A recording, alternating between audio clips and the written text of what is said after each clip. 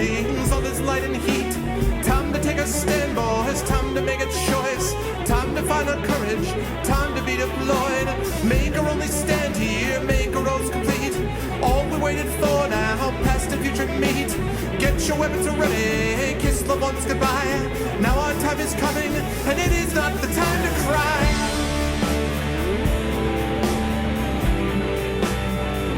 Fight the war. Fight the war.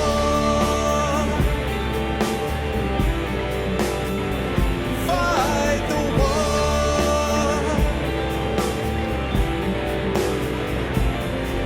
Oh, here's why we're fighting. It's about the fight. Let the writers writing settle wrong from right. In the time of conflict, when the bullets fly, in the space of seconds, a life you cannot buy. Face the facts before you, face the simple truth. We're hopelessly outnumbered, it's tragic but it's true. Make your last formation, take the final road. Now it's time for endings, now it's time to go.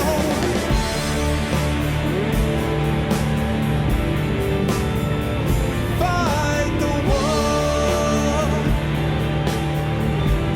Oh, fight the war. Fight the war.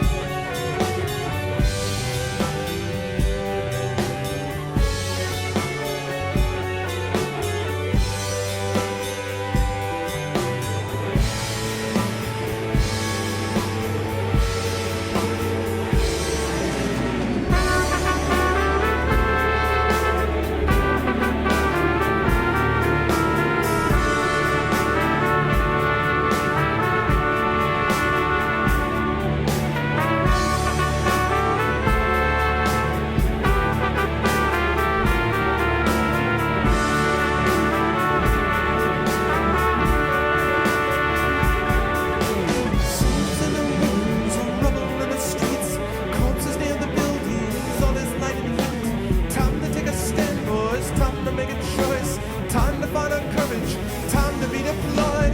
Make our only stand here, make our roles complete. All we waited for now, past the future meet.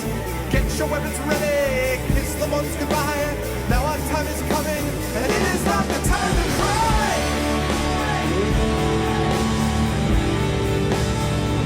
Fight the war.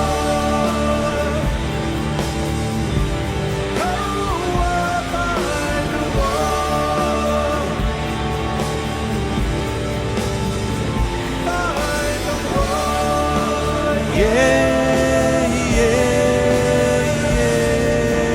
Yeah, that's what I'm talking about. I'm fighting the war because that's that last note. Yeah. What's going on, everyone? Welcome, Argonauts, to a Tuesday stream. It is 12:25 p.m. Eastern Daylight Savings Time on June the 6th. And before we begin, I do just want to wish my son a very happy birthday. My son is a year old today. Mini Arv is 1 year old. One of two wonderful children that I have. You guys all know, of course, Little Arv, my daughter Senevine, who is 9. But my son Kalen turns a year old today, and he is a marvel. He is got quite a spirit, and his mom and I love him very much, and we just wanted to bring up the fact that I wanted to publicly call him out, even though he won't know anything about it, because right now he's napping with mom. But yeah, so he's a year old today, and it's hard to believe, because I was sitting at this very computer about a year ago when I heard my wife downstairs going, and I was like, and I'm like, and then I hear, and I'm like, honey, are you having contractions? She's like, yes. I'm like, all right, action stations. So that was the beginning, and later that day, our son was born, and Kalen has been, thank God, healthy and wonderful ever since, and an inspiration. So levels 1 to 18 of the hardest. Exactly. So yes. But anyway, happy birthday to my son Kalen and to Mini Arv. And hopefully we'll have a chance to, show him off on screen, and you guys can all wish him happy birthday directly. But leaving aside myself, I am super super, super excited, and I'm actually going to unmute myself because I know that Terry has the stream muted. I'm super excited because we are back today with Crypt the Sorcerer, and we are back with live illustrations from TariToons of Fighting Fantasy Gamebook number 26, which I am super excited about. I will introduce her in just a minute, but I just want to quickly say to everybody, just a quick reminder about how to support the stream. First of all, please tweet out the stream if you haven't done so already. !CTT apparently is a couple of characters too long. I have to talk to Shadowed Mage and find out how to make it so that we can kind of regularize that so people can just have a nice and easy thing. But I already have a tweet out there. If you go to my Twitter, and also Trending and TariToons already retweeted it. Thank you guys. If you could just go out and retweet that, that would be super helpful. And yeah, if you guys could do that, I would be much appreciative of that. The other thing, of course, is the stuff you can do on here with YouTube channel, !ArvTube, which just popped up on my little animated animation information thing up there in the top left-hand corner. Steam group will get you over to the Steam group to hang out with Arvanauts in between streams, and Discord, which is really where people are hanging out these days. !Discord, that's where all the cool kids hang out. So definitely type in !Discord so you can get onto our Discord server and join 70, right around 70, I think, of your closest friends who are hanging out over there. And last but certainly not least, of course, !Arvtreon. We are sitting at 474.04. That is down a little bit, as I expected it would be over the last couple of months after we hit our high of over 600, but I expected that, especially with ArvCon and everything else. But I have added a new tier at 525. At that level, I'll be able to record a video for you guys, about 5 minutes or less every month, which will be made available to $10 and above patrons. So that is basically my subsystem. If you like what you see here and you want to see more of this kind of content, the Patreon is the best way to make it happen. Again, it's never required, but is always appreciated. And typing in !Arvtreon will allow you to find out how you can do that and get some good stuff. I should mention that I am going to be doing a Patreon reward, hopefully on Friday, and that is Nonstop's character background. Nonstop has supported the Patreon at the $10 level, so I'm going to be able to do a character background for him, and that will be good times. And I think the only other thing I need to mention here is just about a schedule. So today we've got Crypt the Sorcerer. Then after this stream is over, I'll be heading over to GOG for Pen and Pixels and my Torment playthrough. Then I'll be back with you guys on Friday. Friday night, we will have the second semifinal. We had our first semifinal last night, won in a great game between Divinorium, Dragonspear, Duty Calls, and Shadowed Mage. Shadowed Mage pulled it out with the might of the troll. He successfully won. It was a good game, though, close game. And so Shadowed Mage is now sitting in the finals waiting for the results of the other two semifinals, and the next semifinal is coming up on Friday night. So you do not want to miss that. Friday at 9 p.m. Eastern. Then Saturday at about 6 p.m. Eastern, we will have the vocalists back with us. Russ and Rob will not be available. Rob is going to be off somewhere in his international gallivanting, and Russ is not available because he's got a Harry Potter improv thing that he's doing all day. So the schedule was difficult this month, and so we've got BB and Trendane and George Ledoux who will be holding down the fort for the vocalists and Phoenix Wright. That's happening on Saturday. And then next Monday, we will have the last of the Talisman semifinals. That will get us our finalists for the Talisman final. And then Tuesday, a week from today, and this one is very important, a week from today, and this time I am going to bring in TariToons, is going to be none other than our very own TariToons, joined by Trendane, joined by Will from Encounter Roleplay, and joined by the Bronze Girl in Adventures of Middle-earth Tolkien Roleplaying. And we were just talking before the stream about that she has some ideas and possibilities. So I guess, Terry, first of all, welcome. How are you? Hello, I'm very fine. How are you? I am fine, thank you. And I guess I want to know, are you hyped for the Tolkien thing? Oh yes. I have been talking about nothing else with my brother, who is apparently the biggest Lord of the Rings nerd I have ever met in my life. Nice. So there's a lot of stuff to talk about, and yeah. Nice. That's awesome. I'm really excited about it. That is sponsored by Cubicle 7, and we're going to be having giveaways of a couple of their books, which they were kind enough to send us. And yeah, it's going to be awesome. I cannot wait to DM a campaign in this. And I can't wait to do this, Crypt the Sorcerer, with our live illustrations. And you guys will notice we have the new banner. Can you actually explain to the people who weren't here before what that picture is of, Terry? I can go through all the pictures from last week. Oh, cool. All right, let's switch over last then. time, not last Let's week. do it. Okay, let's see. Okay, here's the first one. Hold on, let me move over there. Oh. Let me just pull down the cover image. Okay, so, and I'm gonna have to resize it and so forth because that's stretched. All right. Yes. Okay. So the first one. Go ahead and explain it whilst I resize. Okay. Yeah. This is. Oh God, what was this again? This was a bit ago. Yeah, this was our hero, Caius, who fought the Black Fairy. Actually, I think that was a scene from the first stream, if I remember correctly, and that I just drew up before we actually got to start the game. Right. While we are setting up. I think then that is the correct. next one was our centaur with the fanny pack, or what it's called. Oh God, the fanny pack because that centaur. was an idea that needed to happen, apparently. Then we got our companion. Oh God, what was his name again? I forgot. Oh, hold on, I can find that. Sim. Sim, yes. Our boy Sim. Our trusty companion Sim with his roasted duck. And then last but not least, the one from the banner is when we summoned the golem who smashed us. Who looks like some cross between the Marshmallow Man and I asked you this last time and I forgot again. What is it? Big Creature 6? What the hell is the... Oh, Baymax from Big Hero 6. Yeah, Big Hero 6. Big Hero 6. That's what it is. Yeah.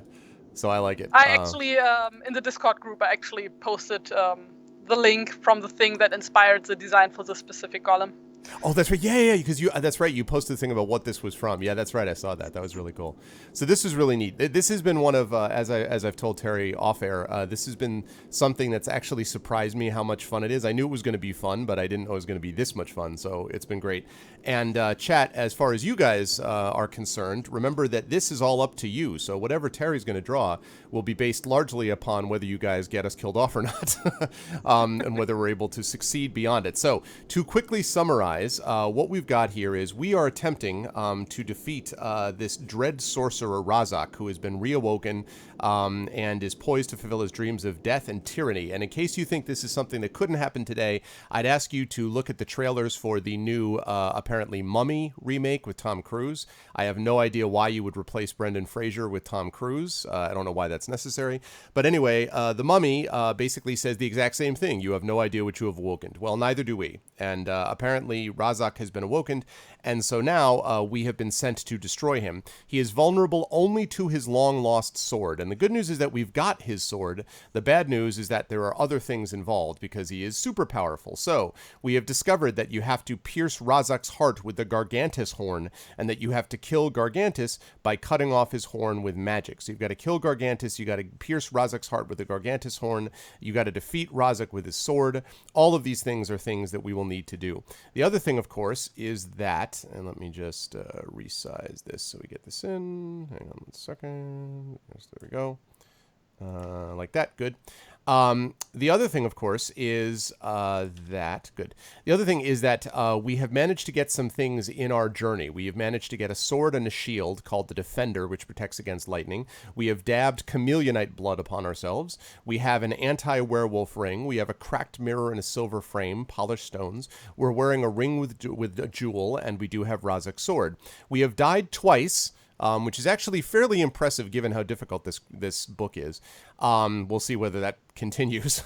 And the last sort of stage of where we were heading to try to find this graveyard. First, we were trying to find this graveyard, and we have found a guy named Bori, who is basically in this dwarf that Nostromo told us would try to help us find the details of where we needed to go next on our quest. And Bori has created an airship.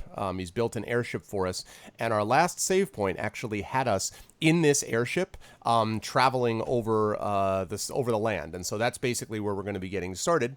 Don't mention dabbing again. You can instantly see what's going on by looking at Terry's drawing. Of course, this is exactly what's happening. We're just facing it. Although we've actually already faced this guy, so this is in the past. But we are now in this airship, this sort of blimp type thing. And I think I might have, there it is. That's the internal image you guys can see for yourselves. That's the a picture of the airship, such as it is, the hot air balloon really, that we are in as we drift over the land. One of the things I love about these books is that there are sometimes things that just aren't explained. And it's like, why do you need to be in an airship? Never mind, because it's in a balloon. You get to be in a balloon. Don't ask questions. So that's kind of where we're at. We're floating over the world in a balloon, and who knows why. But that's where we are, and our character is called Caius Erebos. We have 12 skill, 21 stamina. We're doing pretty well there. We have 4 provisions. We've only got 7 out of 12 luck. We did have to use a fair bit of luck, so hopefully we'll be able to find something to make us a little bit luckier, because that is a scary low luck score. But otherwise, though, we are in pretty good shape, and I am just going to pull up some music, and we're going to get started. So let's see. Music for today. I don't know if I did this before. Mythology.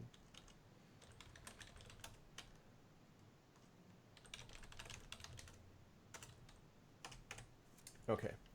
Let's try... Oh, you know?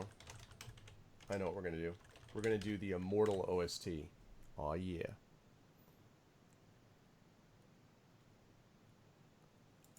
One of my favorite lesser-known games, The Immortal. You need a website. And by that, I don't mean an ad from YouTube. I mean the actual... Okay, there we go. This is not going to be that long, but it's okay.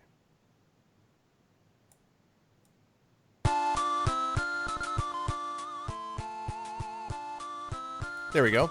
All right, how is that audio compared to my microphone, guys?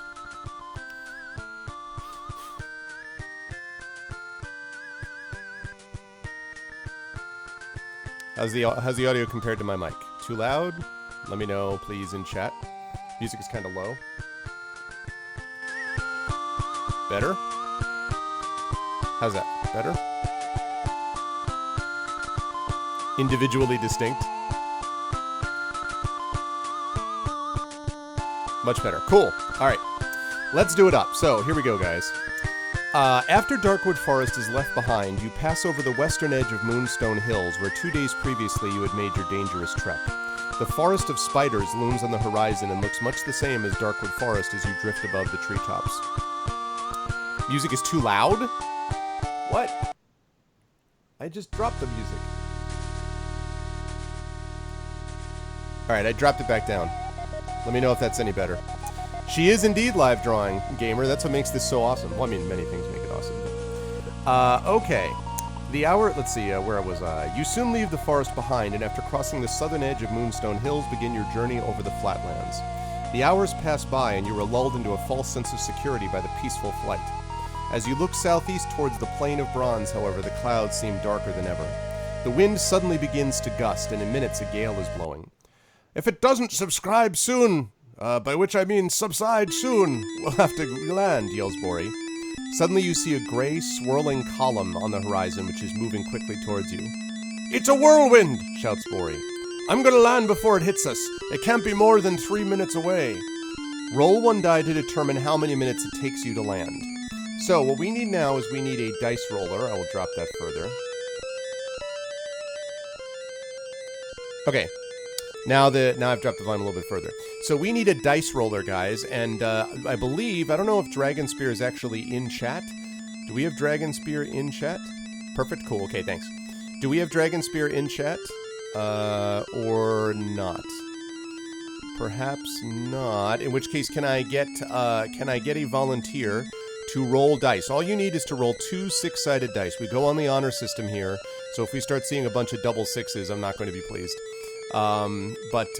Yes, so we will need a volunteer for dice rolling. Are you volunteering, gamer? Oh god, that music brings so many memories.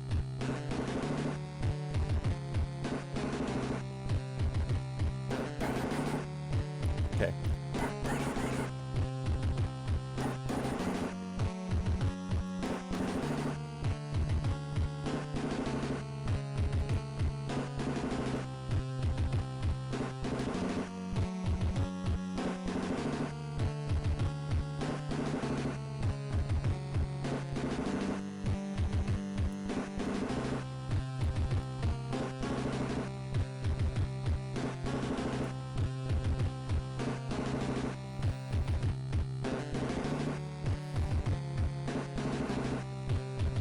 Yeah, that's true. How you doing, Chatter? And by the way, I don't think I said hi to everybody to start out. I apologize. It's because I'm trying to fiddle with I really am digging XSplit, but there are a couple of quirks in it that I'm still trying to get used to, so I have not figured it all out yet. Okay, so 5-1 total 6. All right, so what I'm going to need, first of all, let me say hi to everybody, and then Gamer, what I'm going to need is for you to roll just one single D6 on this one for this roll. Also, hi to everybody, to Uncle Elias, Trendane, Gamermain, Terry, of course, Pixels, Orb, Obsidian, Abfirmo, Maisutani, Maritzi, Kajeldio, Jedi Knight, ECAG, Determinology, Chloe Rose, Kalen, Big Boss, and of course my wonderful mods, Shatter Mage and Dragon Spear. Oh, the music, listen. That drum, though.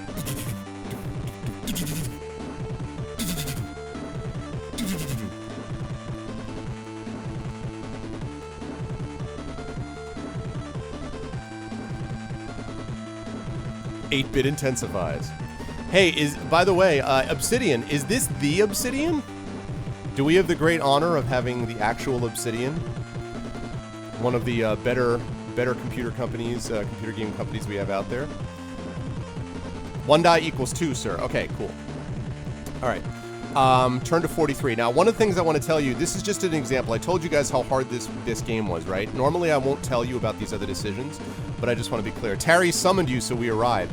Awesome. Well, let me just say, of course, I have interviewed Josh Sawyer, and I've played many games by Obsidian, but you guys are awesome. I am also a big fan of the Pathfinder Adventures game, which I know is Obsidian's deal, and I've interviewed the developer for that too, so you guys are great. So just quick note, we are big fans of Obsidian here. Now, what I wanted to say was make sure I got that right. Yes, good. What I wanted to say was had you rolled a 4 through 6, okay, so or 3 through 6, so on a 1 or a 2, you live. On a 3 through 6, you would have died. Like the whirlwind just takes you and just destroys you. Notice you use die. Yes, I know, 1 die. So yeah. So this game does not joke around, this book. But anyway, you rolled a 2, so that was a good start. You land on the ground with a thump and attempt to fold up the balloon before the whirlwind hits. It is almost impossible to stand up in the gale, but you struggle as best you can. You roll boulders on top of the flattened canvas and then lie down in the shelter of the boulders. Test your luck. Okay, now the way this works is, Gamer, you're going to roll 2 dice here, and we're going to try for 7 or less. If you get above 7, you were unlucky. If you were 7 or less, then you were lucky. So we still have a slightly better than average chance, I believe, if I'm doing my math properly.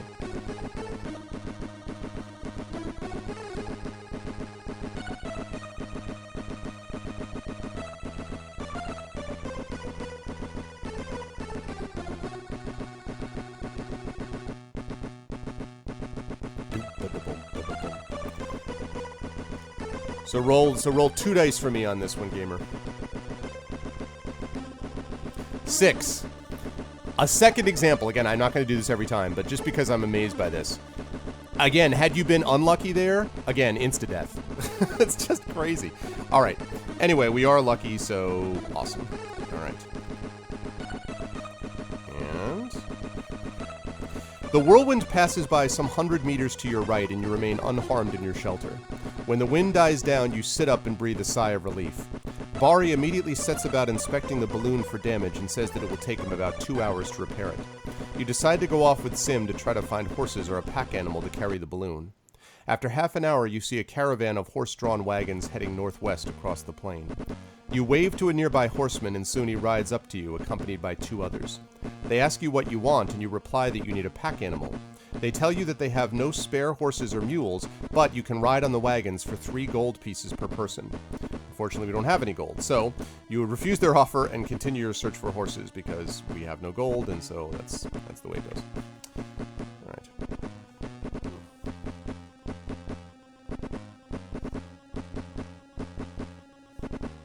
Oh, no, that's not true. That's not true. We do have 3 gold. I beg your pardon. I take that back. We do have 3 gold. This is not the right save. I'm sorry. I was like, wait, what? Because I thought we do. We do have 3 gold. Sorry. Beg your pardon.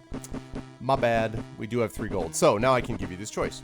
So, they have no spare horses, but you can ride on the wagons for 3 gold pieces. So, basically, you can spend, so you'd be spending the 3 gold to be able to ride on the caravan. So, with that said, let me pop that up there. So, here's your first choice of the day, guys. The first choice of the day is going to be...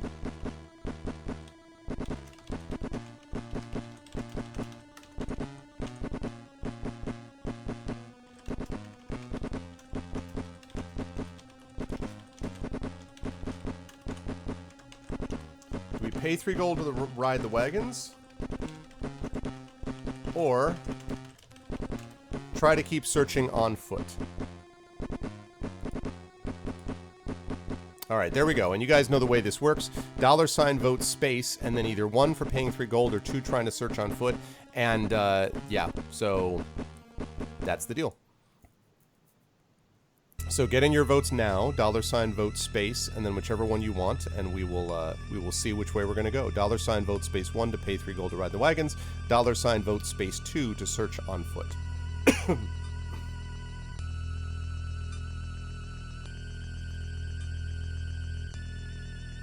Oh, I'm watching it.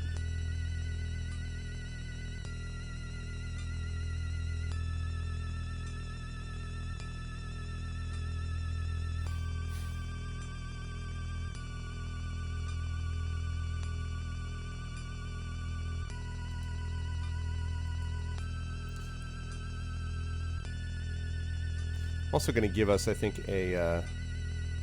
I feel like I want to give us a save point here because I don't want to have to go through dice rolling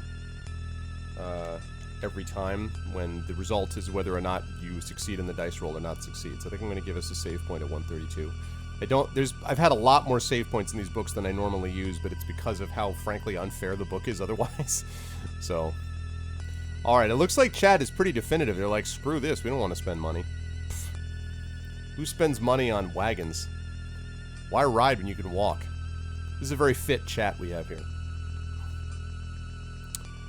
Oh, you can barely understand me because I'm being chopped off? Oh. Sure. I shall do that.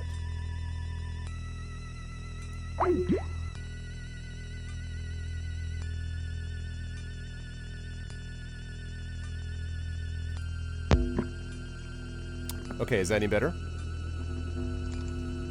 Hello, hello, is that any better? Yes, much Okay. better. Okay, cool. Awesome. Yeah, and let me, actually I forgot that I needed to size this window with, I need to size this window with the text at the bottom of the Skype, so just give me a second to do that. I mean, you can keep it wrong, but just telling everyone else.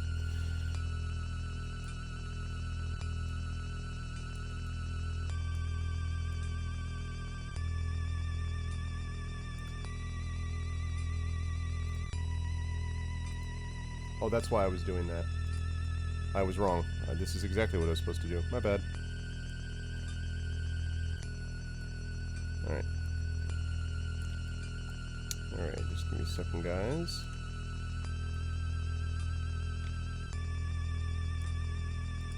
There we go.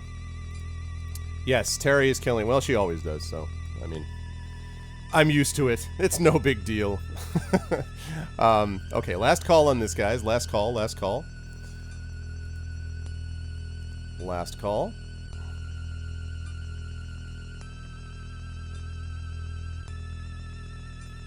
Very ominous, this music. Like, are we going to take the wagon or not? Anyone ever play The Immortal? You probably would have to be a certain age, I guess, to have played it, but it was out for the Nintendo. I played it on the NES. I want to say that it came out for the NES first, but The Immortal was surprisingly good. It was, kind of, again, one of those sort of out-of-nowhere games that you would have been surprised. Well, the hum is literally the hum of the music. That hum you hear is literally the hum of the music. Here, I'll show you. See? No hum. Hum. No hum. Hum. Ominous if you like bit music. Who doesn't like bit music, Elias? Who doesn't? No, it's fine. Okay. Alrighty. So, we're gonna go with this because people want to search on foot. Alright, here we go. So, you have refused their offer. You walk 2 kilometers further west, but fail to find any horses. There seems to be little point in walking any further, as it will take you an hour to return to Bori. You walk back, hardly speaking to each other, frustrated by your continued bad luck. When at last you see the balloon, there is no sign of Bori. You draw your swords and approach cautiously when suddenly Bori pops up out of the basket and points a crossbow at you. You laugh and tell him to stop joking, but do not finish your sentence. A crossbow bolt pierces your neck, killing you instantly, and a fight to the death then breaks out between Sim and Bori, although you will never know who won. Nor will you know that Bori went insane after eating mad berries found only on the plane of bronze. Give me just a second here.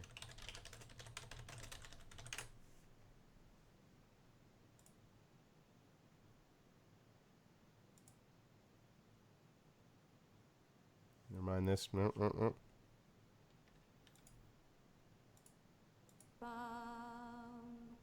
Was blind, but now I see. Kaya Cerebos, you thought you'd save some money. Was great, You thought you could hold on to your hard-earned coin. And as usual, being a cheapskate brought you low. and great Your friend Bori went mad and bored a crossbow bolt into your neck.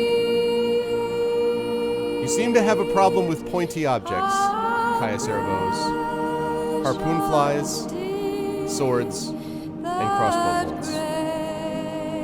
We wish you Godspeed, Kaya Cerebos. We thank you for your service, and we bid you adieu.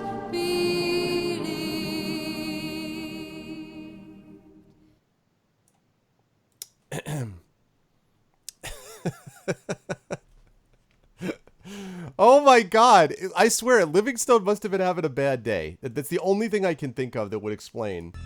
He just must have been having a bad day. So, yeah. So, death. Boy, it's a good thing I put a save point there.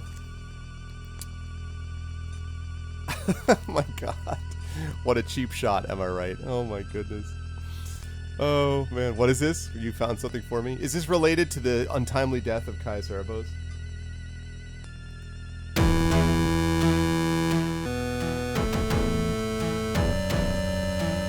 It's an 8-bit cover of The Witcher 3. That's pretty funny. It's pretty awesome. We died in money in our pockets, 2 coins to the eye and 1 for the tongues. Yeah, exactly. It was not you. Livingston was influenced by the wagon lobby. Exactly. All right. Here we go, guys. The whirlwind passes by some 100 meters to your right, and you remain unharmed in your shelter. When the wind dies down, you sit up and breathe a sigh of relief. Bori immediately sets about inspecting the balloon for damage and says it will take him about 2 hours to repair it. You decide to go off with Sim to try to find horses or a pack animal to carry the balloon. After half an hour, you see a caravan of horse-drawn wagons heading northwest across the plain. You wave to a nearby horseman, and soon he rides up to you, accompanied by 2 others. They ask you what you want, and the reply is that you need a pack animal. They tell you that they cannot, that they have no spare horses or mules, but you can ride on the wagons for 3 gold pieces per person. This time, we're obviously going to pay them, because the other result is certain death. And so we will do that. This might have been the wrong day to return to the stream. Nonsense, we needed you, gamer. I say walk, no. This time, not so much. No, we're not searching on foot. Troll types. The horsemen halt the caravan and send a wagon to pick up Bori and the balloon. Soon the 3 of you... Oh, and by the way, you have no gold now. Soon the 3 of you are reunited and riding across the barren plain towards the flatlands. Bori unfolds some cloth to reveal some juicy red berries and offers you some. Sim looks at them in horror and shouts, "Don't eat those! They're mad berries, guaranteed to send you completely insane!" He grabs them from Bori and throws them over the side of the wagon. "I thought they were a local delicacy," says Bori, looking suddenly shocked. "Good job I didn't eat any before. I might have eaten some and then shot you through the neck with a crossbow bolt."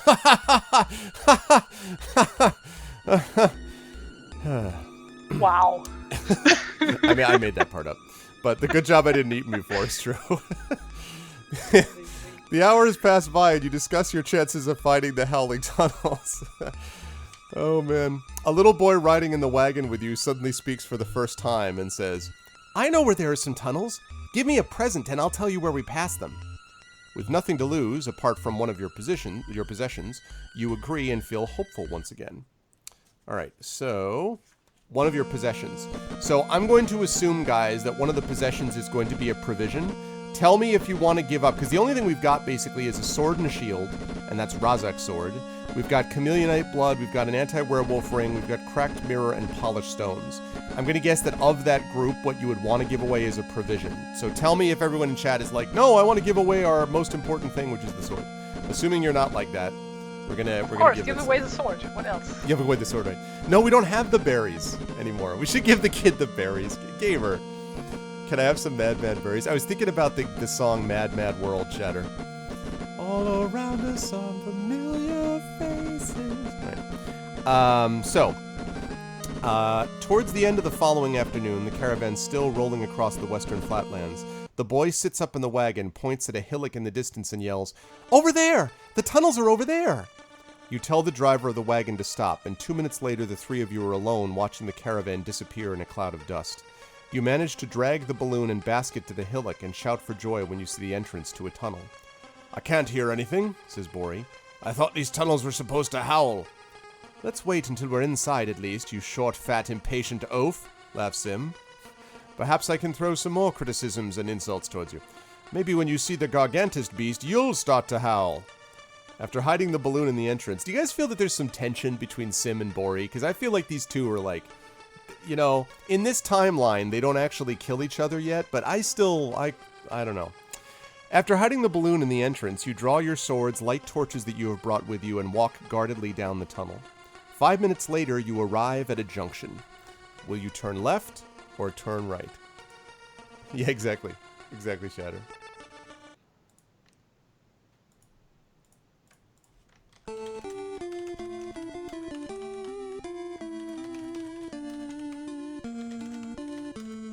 Turn left or turn right? All around me are familiar bushes.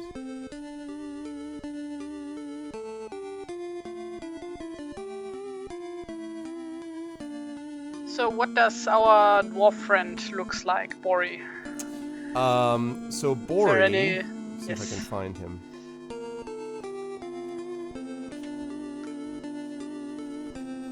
I'm gonna send you. Give me a second here. Actually, no, I won't send you that. I want to find when he first gets into the village. Alright, let's see. Right around them. 27. Alright. Just gotta get to the right page where we have it.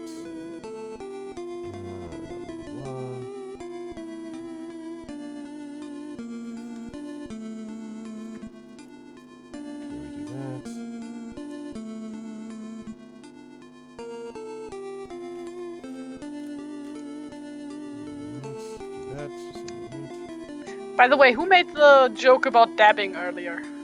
It was, I believe it was GamerMain, the Gamer Okay, Emmy. this is for you. Okay, let's see. Alright, 157. I don't remember exactly where the village is, that's why I'm finding that. Okay. Ask for Bori. Let's see. Ride to the dwarf village of Stonebridge.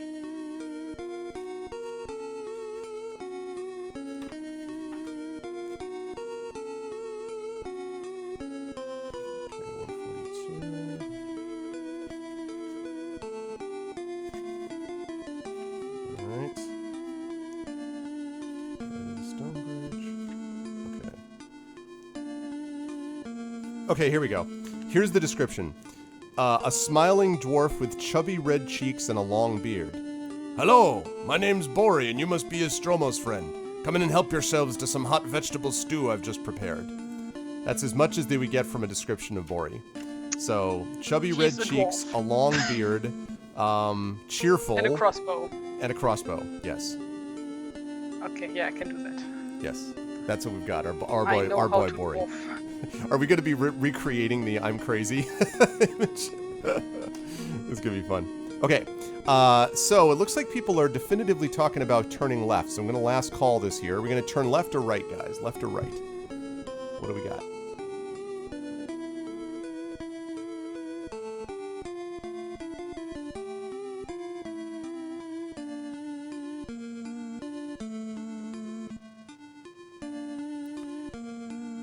Shatter's breaking the mold. Shatter's like, all of y'all can go left, but I'm going right.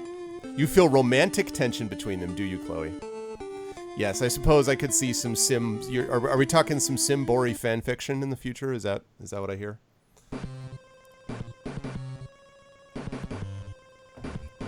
Well, you know the drill, right? It's like on the playground. The kid punches the other one in the arm. It's because the kid actually likes the other kid. So in this way, you know, Sim and Bori, you know, are involved in a combat to the death. That means they secretly like each other. Right. I mean, I have seen fanfictions go on less than this, so... Yeah, yeah, exactly. Yeah, so have I. So have I.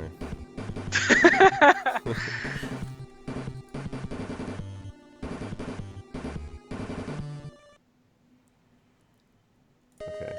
I have to give a shout out to XSplit here because actually it's able to integrate Skype, which is super cool. Thundercats. What's up, Rob?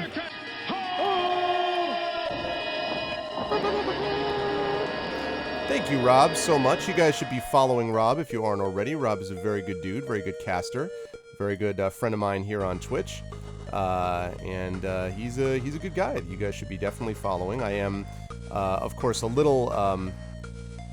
I'm a little troubled that we won't be seeing Rob. It's going to be hard because Rob's going to be away, doing one of his, you know, bi-monthly trips for, you know, halfway across the world. So, you know, it's all right though. It's fine. It's fine. Rest of us will just be here hanging out. And, you know, living our lives, and there'll Rob be. But thanks, Rob. I appreciate the host, man. All right, so we are going to close the poll. We are turning left. Unfortunately, they did not listen to you, Shattermage. They did not listen to you. All right, they are turning left. Here we go. The tunnel slopes downwards. The light is dim, coming from candles burning on top of skulls mounted on the wall at 30-meter intervals. Your own torches burn brightly around you, but you are unable to see far down the tunnel, nor do you see the strange jelly-like creature which is clinging to the ceiling. As you pass underneath, it drops down. Roll 1 die.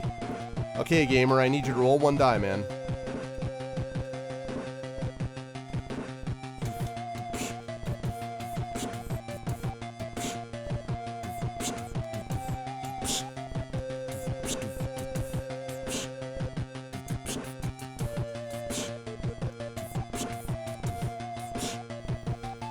Alright, gamer. I need you to roll 1 die, sir.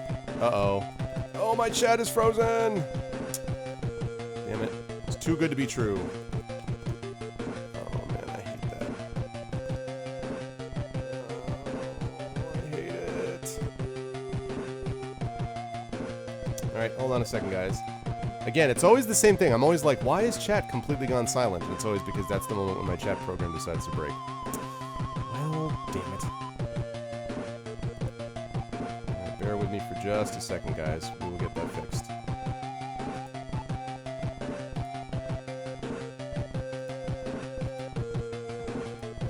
Okay. Let's pop that out. Just bear with me for 1 moment.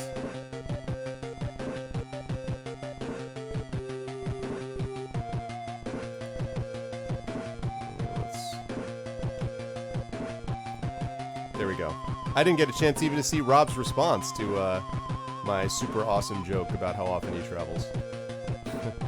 Alright, give me a second here. No, it's not Chrome. It's not. This is my program TC. This is my TC program, so that's unfortunate. Anyway, I will get this fixed. So we'll just take a second. So, sorry guys. Sorry guys.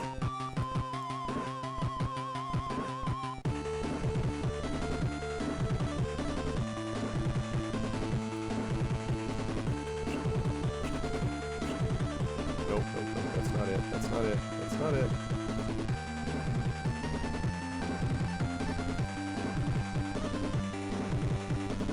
That's not it either.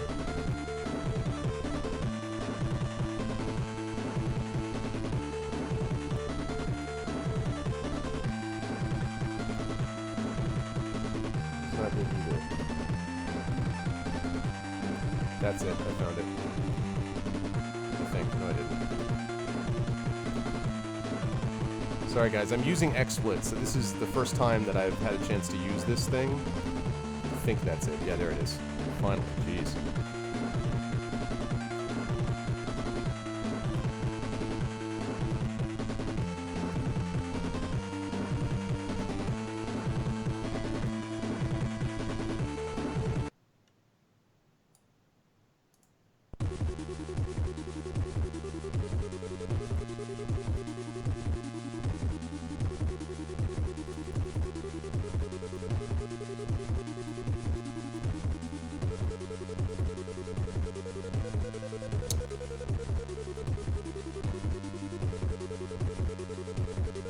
hang on a second, sorry.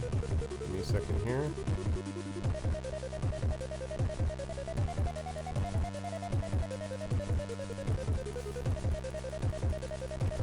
When your comments are so bad, they make everyone simply leave.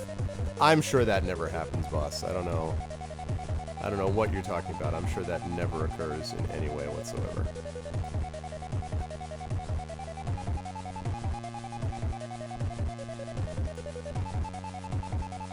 My graphic in the lower left-hand corner is behind the split screen.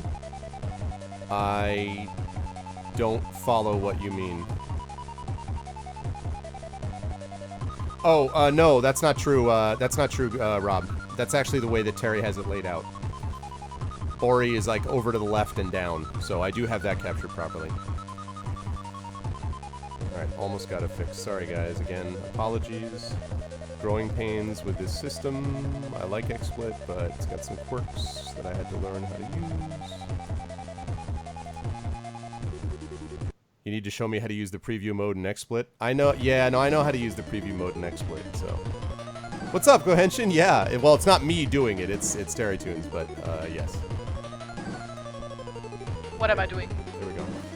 Drawing, again, it's another person who hasn't been here, so they're like, wow, you're doing live illustration? Like, yes. Okay. Why is the graphic getting cut off? It's not. She literally has it, it's like her coming out of the screen. Literally, like, that's...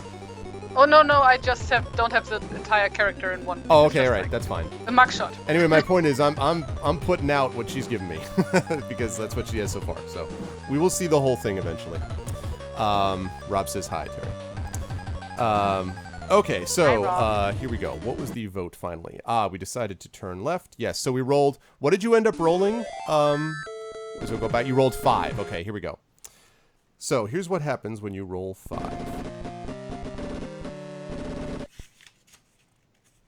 The creature lands on top of you and immediately starts to feed. However, it is not your flesh that it feeds on, but the metal of your armor. Lose 1 skill point. As if being enveloped by a giant amoeba, you try to throw off the Iron Eater. Okay, so you have to fight the Iron Eater. Now, there's good news and bad news here.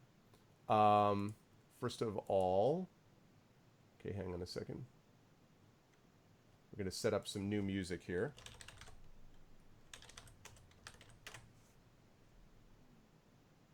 All right, here we go.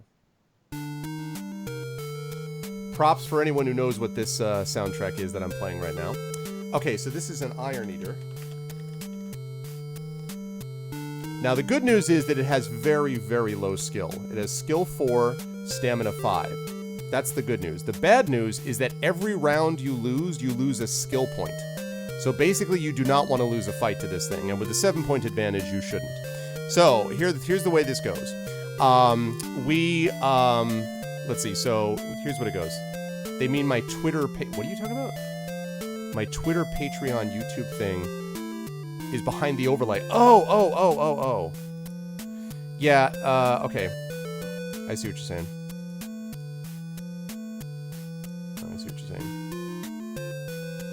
Well, the reason that that's below... So you mean this thing is cut off?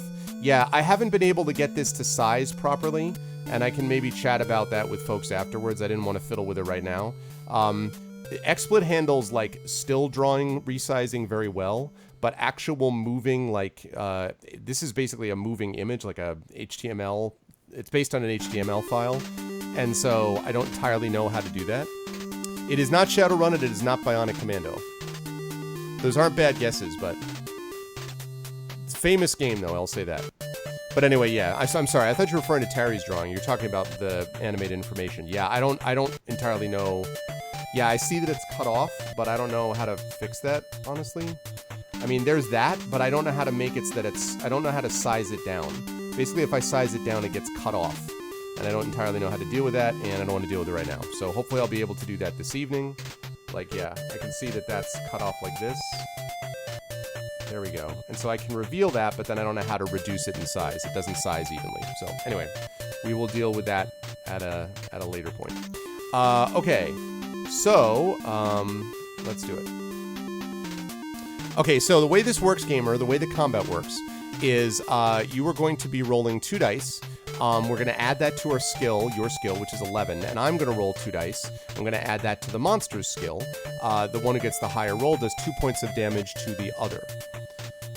It is indeed Shadowgate, TNS. That is correct. It is the Shadowgate original series, original soundtrack. It is Shadowgate, which I loved. Yeah, I see what you're saying. I was really confused, Drive. Yeah, you're right. I haven't fixed that yet. I don't know entirely how to, but yeah, the joy of switching programs. I mean, I like it, actually. I mean, I've been fairly impressed with how far XSplit come in the last year and a half since I used it last. But...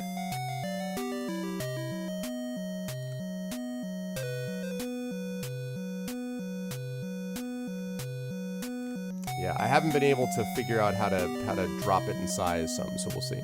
So yes, I would like you to roll now. So roll 2 dice. And Go Henshin says, greetings, Terry, from the south of Germany. Hi, to the south. I'm guessing Bavaria. Is that right, Henshin? Bavaria? And yes, go ahead and roll 2 dice, gamer, and let me know what we got.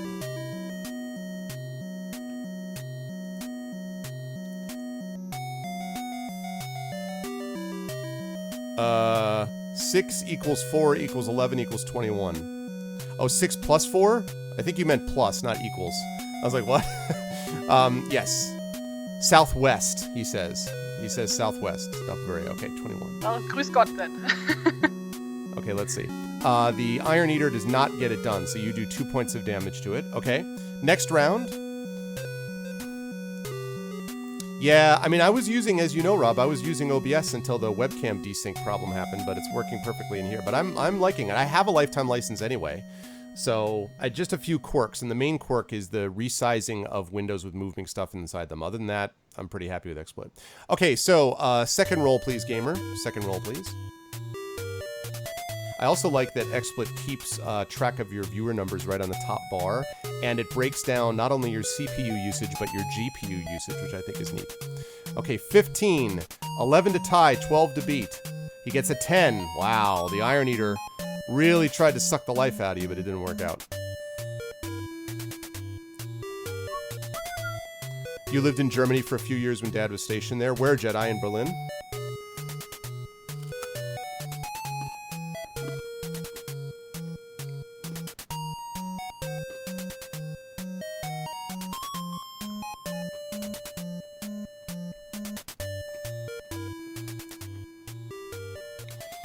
One of the things, Rob, that XSplit always did better than OBS to me is console capture. Even when I was using OBS, I could never really get it to capture old consoles, retro consoles, as well as XSplit handled them. I don't know why. 14. Man, you're doing the best you can to give this guy a chance, but fortunately for you, the Iron Eater was not equal to the task. Okay, so you throw the Iron Eater off onto the floor, and then you were able to walk on during the tunnel. Man, you do not want to mess with an Iron Eater. You pass a battered iron helmet attached to the wall with a candle burning on top of it. All the other candle holders are skulls, and you wonder why the helmet is the odd one out. Let's see. All the other candle holders are skulls. You wonder why the helmet is the odd one out, but it makes you feel uneasy. Do you wish to try on the helmet or keep on walking? Ironically, in Shadowgate, this is the "Your Torches Running Out" music. Alright, so...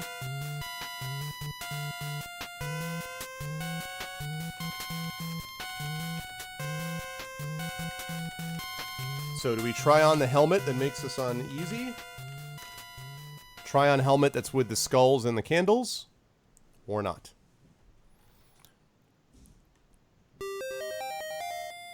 Hey, what's up, Average Cool? TariToons is drawing.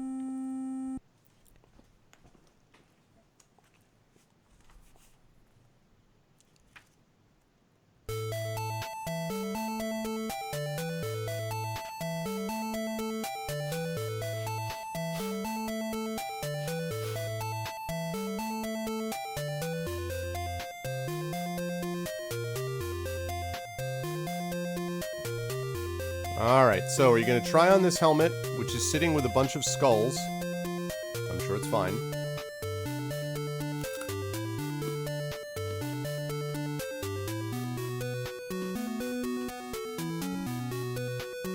I'm sure nothing could go wrong. Famous last words. Mm-hmm. Exactly, Average. In before head turned into a skull. Exactly. Well, I mean, technically your head is partially a skull. All right. What else we got for votes here, guys? We only got 2 votes. We could do better than that. What do we got? Are we trying on the helmet or not? Will we try on this helmet surrounded by skulls with a candle on it, or will we walk on? What are we going to do here?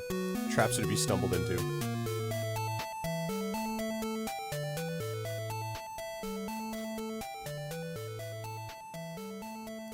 My head is not a skull. Even skeleton degenerates. Your head is composed of a skull, Average. Uncle Elias is doubtful.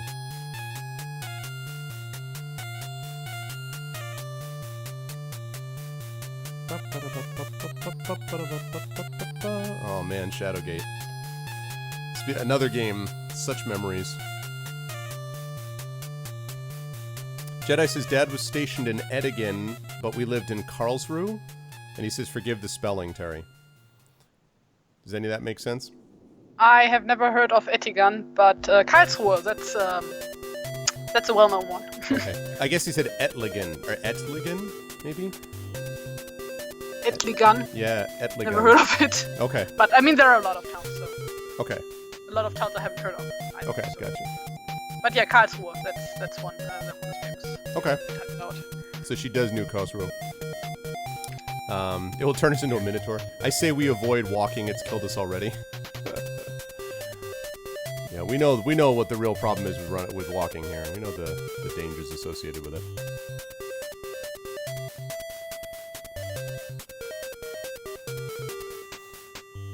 I think this is the most adorable dwarf I've ever drawn. I feel like you're making Santa Claus. Like, I feel like that's Yeah, kind of. Santa Yeah, Claus with a cheeks. crossbow. Well, it's the cheeks, basically. Like, I was going for this, like, jolly look, and yeah, that's Santa Claus, I guess. Yeah, I'm digging it so far. Okay.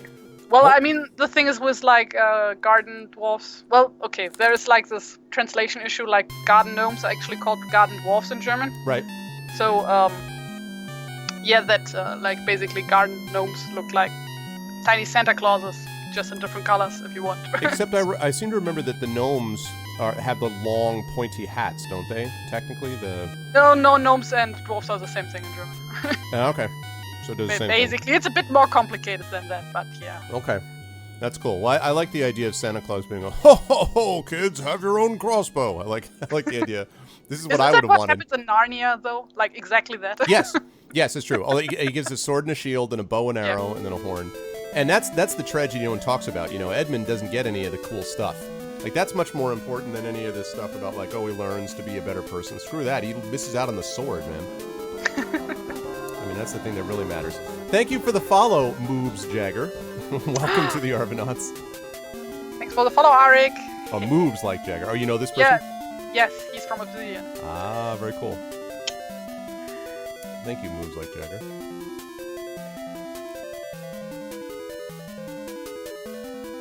Sure I got that right. Yes, I do. All right, like the Christmas movie with the little boy wishing for a BB gun. He's like, Santa's about to go nuclear on some effing zombies. Exactly. Exactly. Okay.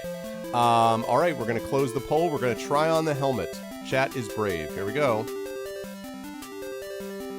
As soon as you place the helmet on your head, it seems to mold itself to your skull and grips it tightly. Try as you might, you were unable to take it off. You were unfortunate enough to be wearing a helmet of cowardice. From now on, each time you face a creature in combat, roll 2 dice. If the total is the same as or less than your skill score, you will summon up enough courage to fight.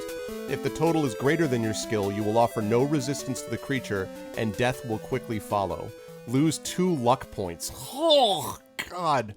You have 4 luck left. Regretting your foolish decision, you walk on along the tunnel. Good job, guys. He'll poke your eye out. Oh my god. Alright. Helm of Cowardice.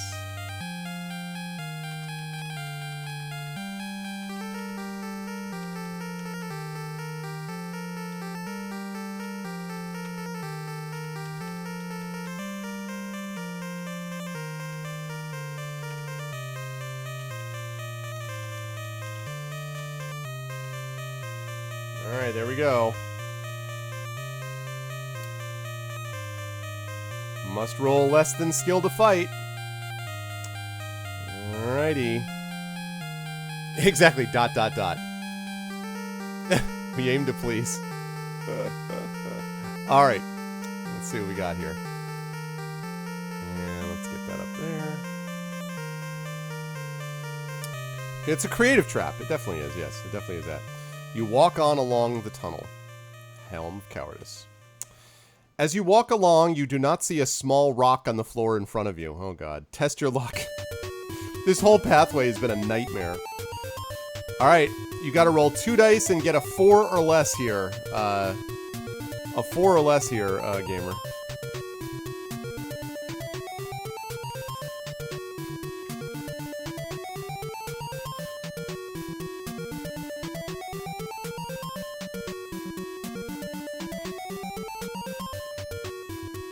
Hey, it's Law 1,000,000 underscores. What's up, Law? How you doing, man? 6 and 3 equals 9, so no. Yeah, definitely not. So, you are unlucky. Where we go? So you... Unlucky, 320. You kick the rock and unknowingly spring a trap. The rock was keeping a stick pressed down in a hole in the floor, which, when released, opens a trap door. You step into thin air and fall down a pit 5 meters deep. Oh, Law, before you go to sleep, can you double check? Did you see the thing I posted on the Discord about the game codes? Did you happen to see that in the mods Discord? You step into thin air and fall down a pit 5 meters deep. Roll 1 die and deduct the number from your stamina score. Okay, so we fall into a pit. So you've got to roll 1 die for me, gamer. Nope, you can't call out saves, unfortunately. Yeah, if you wouldn't mind just double checking that, man, before you go to sleep, I'd appreciate it, dude. Thank you so much. And then enjoy your sleep after that. Nice, you only lose 1 stamina point. Okay, that could have been a lot worse. Could have been a lot worse. Good work there. If you're still alive, Bori and Sim are able to rescue you with the help of Bori's rope. You didn't see the Gargantus down there, did you? Bori asks teasingly. Without giving him the satisfaction of a reply, you walk off tight-lipped. Oh, Bori. This save is the pits. Yeah, exactly. Ahead, you hear a rumbling sound like wheels rolling over the rock floor, and a figure slowly comes into view from out of the shadows, pushing a cart loaded with bones. This is what you guys see. Hold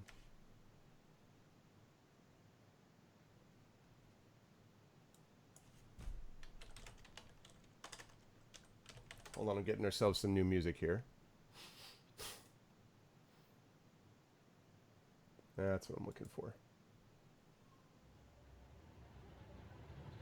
Okay. So this is what you guys see.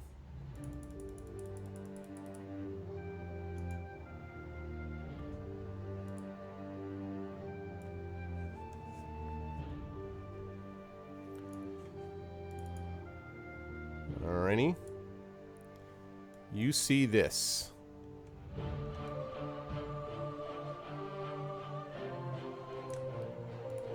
It's the Tooth Fairy. It is an ugly, muscular creature with long arms that end in sharpened claws. It has a drooling mouth from which long teeth protrude like tusks.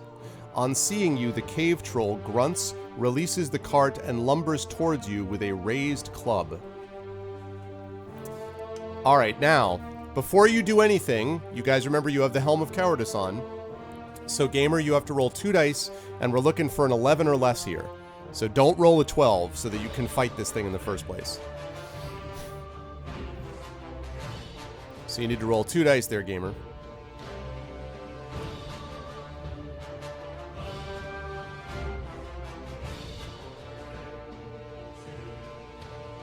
They have a cave troll. I was waiting for someone to do that. It's Shadowed Mage. Okay, so you are able to fight him, so that's good. It's Shadowed Mage. Okay, cave troll. Now, the good news about this is this guy has a skill 8, stamina 9, but the good news is that you actually get 3 attacks per round, because Sim, who has skill 10, and Bori with skill 9 can also attack the troll. So you have 3 attacks against the troll for 1 in return. So what I'm going to need you to do is to roll both dice 3 times, and tell me what you get each time. Don't add them together, just give me each separate result. So you roll the dice 3 times. And the troll will get 1 attack back. Okay, thanks, Law. I appreciate it, man.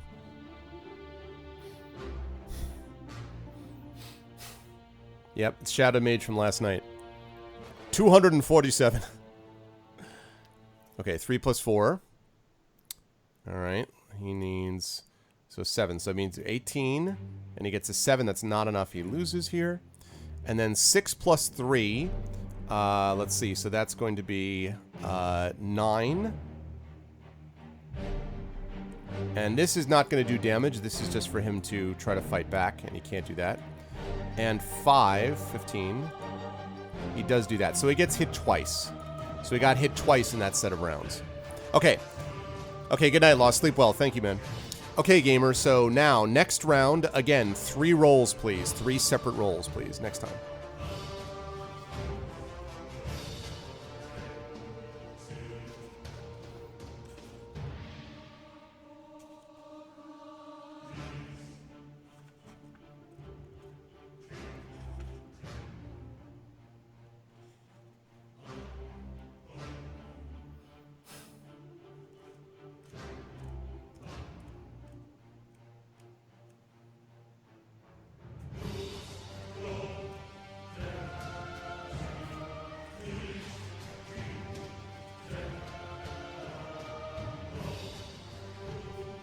Okay. Exactly. Who knew a helmet could beat you in the behind? All right, so 3 plus 1, 6 plus 3, 4 plus 3. So we've got a 4. 4 plus 11 is 15, so he needs a 7 to tie. He does not get it. Okay, then a 9. That means that's Sims. That's 19. And that's not enough, so he gets hit again. And let's see if our boy, Bori, manages to defeat him with its 7. He needs some time in the freezer. 4. All right. Okay, so fortunately, the 3 of you are more than a match for the cave troll. You'll be happy to know. Okay, and so you defeat the cave troll. So you win against the cave troll. You find a small wooden box tucked into the troll's clothing. Do you wish to open it?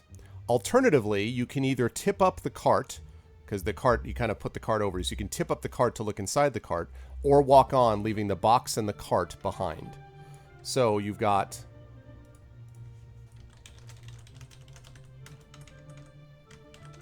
Look inside the small box.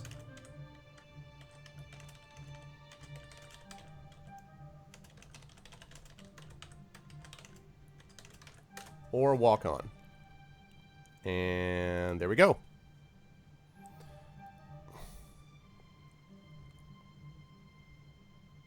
What's in the box? Exactly. What is in the box?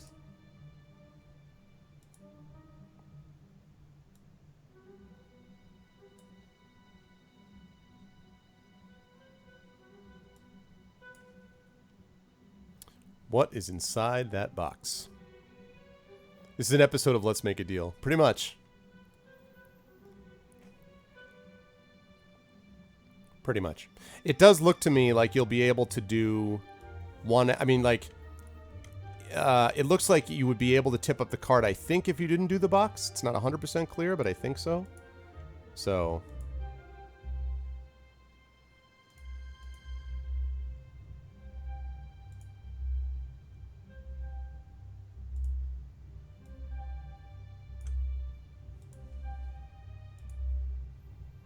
There we go.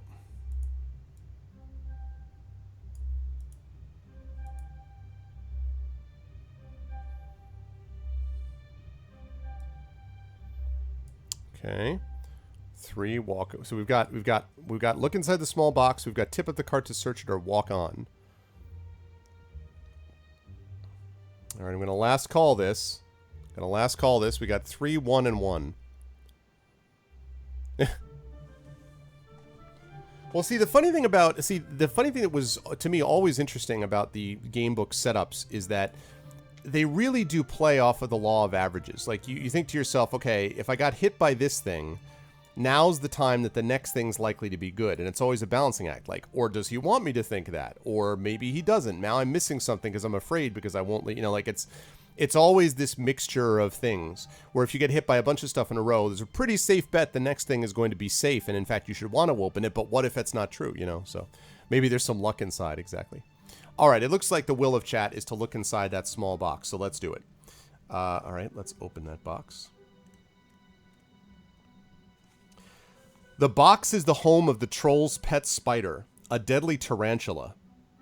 As you open the box, the spider escapes and runs up your arm. You try to knock it off your arm with the box. Roll 2 dice. You're looking for the same as or less than your skill score. So roll 2 dice there, gamer. We're looking for 11 or less.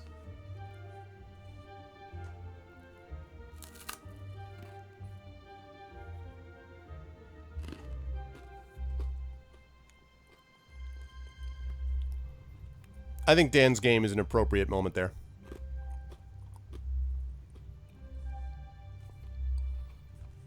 Okay. You flick the spider off your arms and crush it underfoot. Trolls, says Bori, shaking his head. Only trolls are stupid enough to have poisonous spiders as pets. I suppose he keeps a rattlesnake at home. Now you may tip up the cart if you wish, or walk on, leaving the cart behind. Now, this is an example of what I'm talking about. See, for me as a player, at this point, I'd probably be like, well, the cart's got to have something good, because everything else has been bad.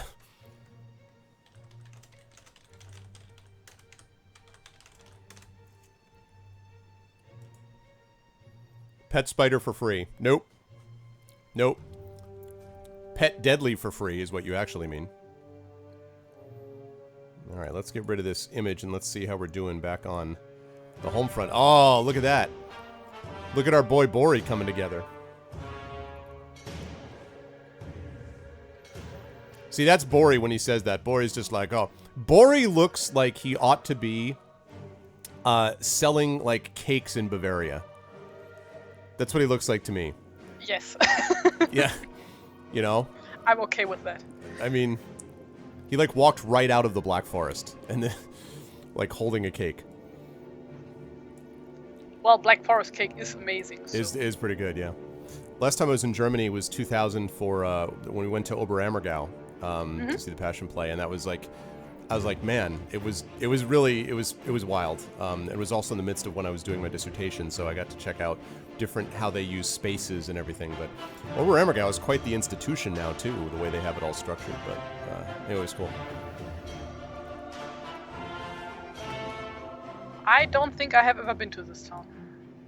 It was pretty neat. They have like a whole really formal stage, and the only way you can be in Oberammergau is if you can prove like blood relation connections to the villagers of to the town, like the townspeople. You can't just be in from the outside, so they don't joke around.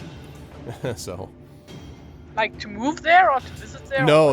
Well, no, to visit you can obviously, like, but if to perform in the Passion Play, which is done every 10 years, they've done that ever since they survived the plague back in the 15th century or something. They promised every 10 years, and they did, except for during World War II. They did that, and so, but you have to be like, you have to prove it through like DNA and genetics. Like you if you want to be performing in the Passion Play, you can't unless you're related to people in the town. Yeah, it is pretty cool. So, let's see. Although, there's a funny story. We went to see it, and it takes place all day. They run for the first few hours, then they have a break for lunch, then you come back for the second half later in the day. And when we went, I was sitting there, and I had my arm around my then girlfriend, now wife, and someone leaned forward and started, like, angrily whispering to me in German. So I guess, like, I was not showing the proper amount of deference for the story of Jesus' crucifixion because I had my arm around my girlfriend. I'm like, okay, sorry, Jesus. Okay. Didn't mean to cause any problems. I didn't realize that Jesus was down on the whole love thing. I kind of thought that was part of the mix, you know, but apparently not. Okay, I'm gonna close this down pretty quickly. Used to eat half a Black Forest cake for lunch every day. I feel like that's not sustainable, Tren. I feel like, yeah, exactly, Big Boss. I feel like that's not sustainable. I feel like that's likely to lead to sudden death. I mean, it's a good way to go. Don't get me wrong. All right, so we are going to tip up the cart and check. I like that chat has not lost its adventurous spirit. Underneath all the bones, you find another wooden box, much bigger than the one that was hidden inside the troll's clothing. Do you wish to open the large box? What's in the box? What's in the box?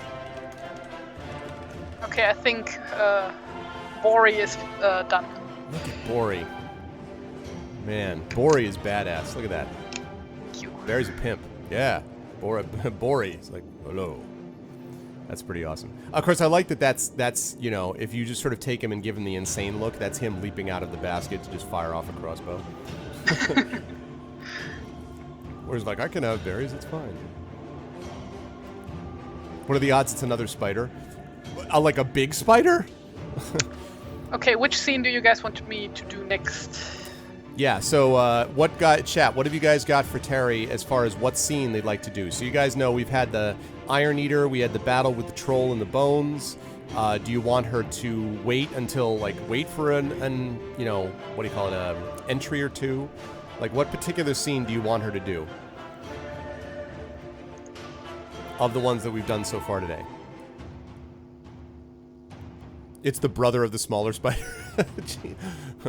You killed Reginald. Let's see. Box is getting open. It sure looks like it. Looks like that box is getting open. Art idea. Frantically swatting at a spider on your arm with a small box. Yes, that's a good idea.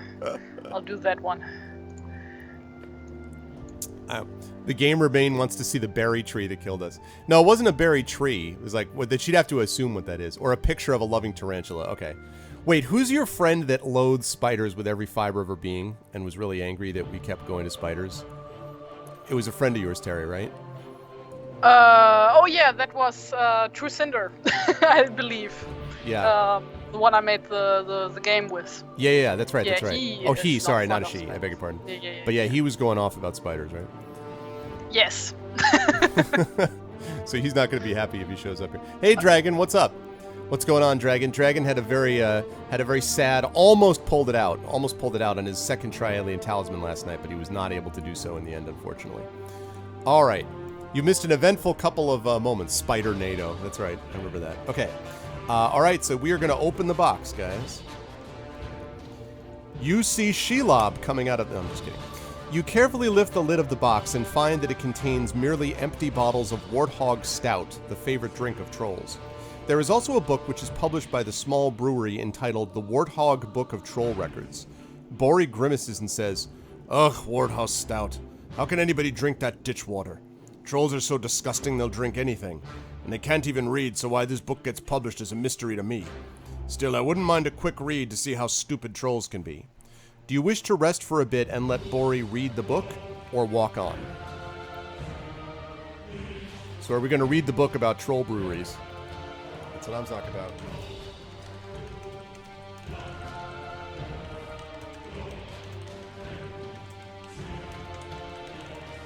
Boy, Mr. Livingstone really pulled this out. He's like, a box, another box, and they had another box. It was great. Game should have been called 3 hours when you were ahead. Yeah, you're tired, but it was worth it, though. It was worth it. You lose 20 IQ points. You have a sudden urge to want to brew troll beer.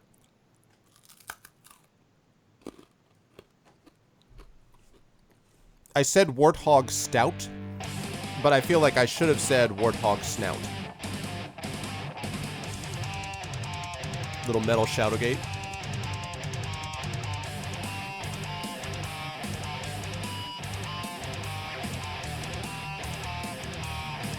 Basically. I think you're being unfair, Big Boss, to average IQ. It'd be way more than that. Oh my god. Sorry, Dragon. Sorry, dude. I'm sorry about that. But at least you'll admit it was fun, right? It was definitely fun. I'm sorry that you didn't get more sleep. But it was fun, right? Heyo.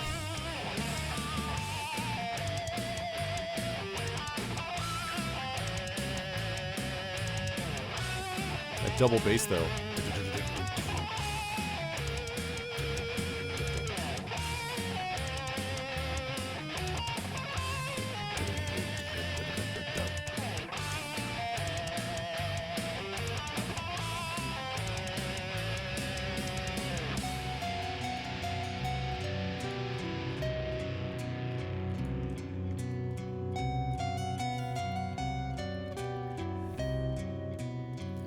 Yeah, I know, but the problem was, Dragon, that it was, you know, I don't know what to say about that. I mean, part of the problem was that there were a couple of people who wanted me to start a little later so they could get home in time to do it from work.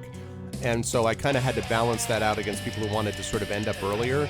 And it would have kind of sucked to have to call the game with about maybe a half hour left. And the truth is, quite honestly, I mean, you know, technically, as you say, I know you would have probably won it, but it was a little bit, that was ahead of the, you were ahead of the game in a way, like it wasn't necessarily sustainable, I guess is what I would say. Like there were, you know, like there were other people that could jump in and actually beat you because it was such a close game. It wasn't one who was obviously going ahead. Why does this thing not want to resize?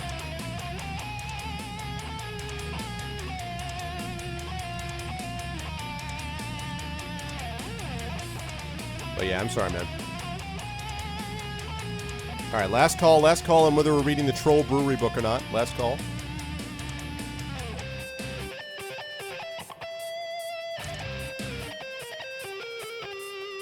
I don't know yet. I want to say that Divinorium did test it with Uncle Elias, though. Didn't Div test it with you? I think you guys tested it with Mobile Talisman, or were you guys both on PC? Yeah, I mean, definitely. You definitely pulled it out in the end there. Div made a tactical error. I mean, Divinorium kind of outthought himself. You did test it. Did you test it with the mobile version, though? Oh, yeah, totally. You were on PC. Okay. Yeah, I agree, Big Boss.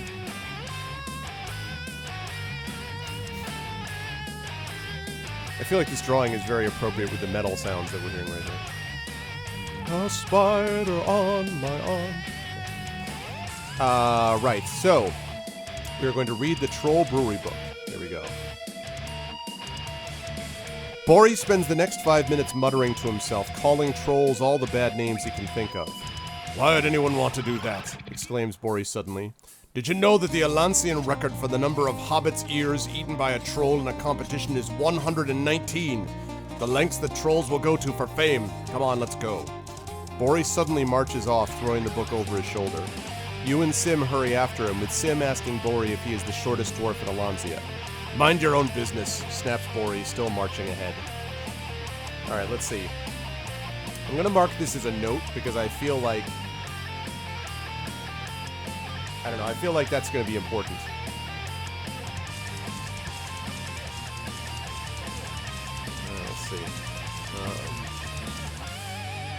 Let's see. Hobbit Series 119.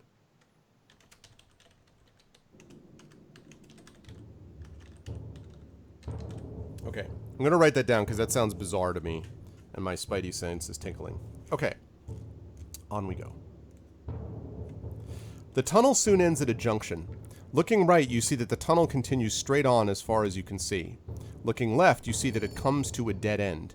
There is something or somebody lying on the floor at the dead end, and you can hear the unmistakable squeak of rats. Do you wish to go left down towards the dead end, or right?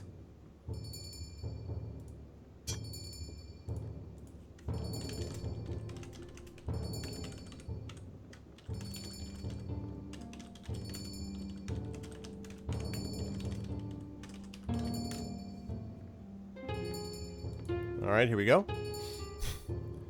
Hey, what's up, Trouden? Your internet went out, then the electricity? Oh, man. Hey, Trouden. Yeah, I figured that his internet died. Has been dying all day, apparently. Oh, that sucks. Yeah. That is totally frustrating, I can get that.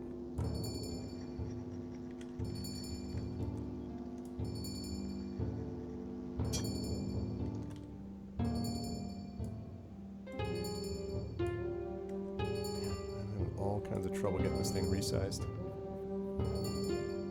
Ha ha ha. Chittering, indeed. Indeed, sir. Why is that not? Okay. I don't understand why you're not doing what I need you to do.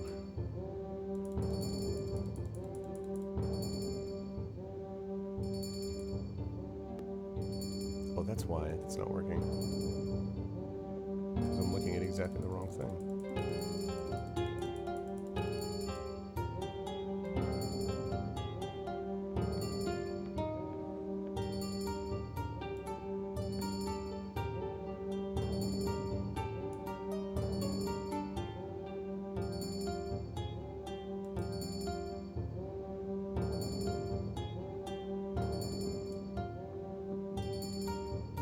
I am not figuring out my animated information queue.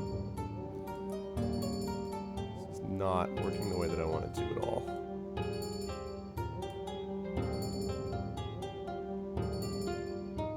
Alright, I'll have to figure that out later. Alright, last call on the go left towards the dead end thing. Yeah, she's had some good ones today, Trouden.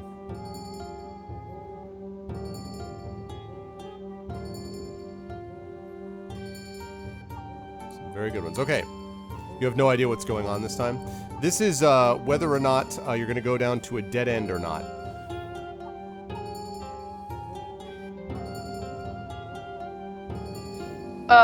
So I didn't catch that. How big was the spider meant to be? Like a It said it was regular a sized tarantula? Yeah, or what? exactly. It was like a normal sized tarantula. It was in a small wooden box, so I wouldn't say like a massive tarantula. So I'm trying to think of how big a normal sized tarantula would be. Like the size of your... I've had one before. Oh, have you? Oh, well, then Yeah. you would know. They're cute. They're disturbing. I'm actually kind of agnostic about spiders. I don't particularly like or dislike spiders, but I know some people are very much one way or the other. That's actually a nice story, a short story that I can tell about the spider encounter that I had. Yeah, actually, I used to do LARPs years ago, and there was this one convention I attended to. It was like a Magician's Academy convention, and imagine like Harry Potter, but in the Middle Ages. Okay. With more D&D influences, and I don't know. And there was this one class they had where we did like magical creatures and stuff, and like the dude who was actually playing the teacher for that one was like he was an actual zoologist, and he brought like all sorts of creatures with like real spiders, snakes, and stuff like that. It was amazing. So it's the kind of thing that you really dug, but most people would have been like, "What?" You know, would have been. No, most people were liking that, I guess. Okay. Well, I mean, there was a warning before that things could get a bit like people with specific phobias were warned before. Oh, okay. Beforehand, yeah. Basically. Okay. Well, that's cool though. You need a website. All right, hold on. Just getting through this ad as we switch to the next thing. The spiders are a big no thanks. You used to have a Chilean rose hair tarantula named Samantha. Aw. I see. Okay, here we go. Next switch. So it looks like we are going to be going left towards the dead end. Trouden, the number is 40. Is the number that we're on is number 40. Okay, so we're going left. This picture's a delight. You guys are gonna love this one. The object lying against the wall, as you can see, looks like this.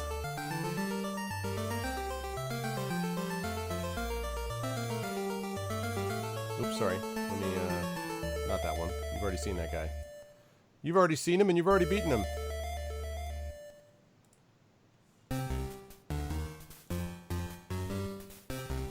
If anyone can figure out what this, soundtrack is, I'll be impressed. There we go.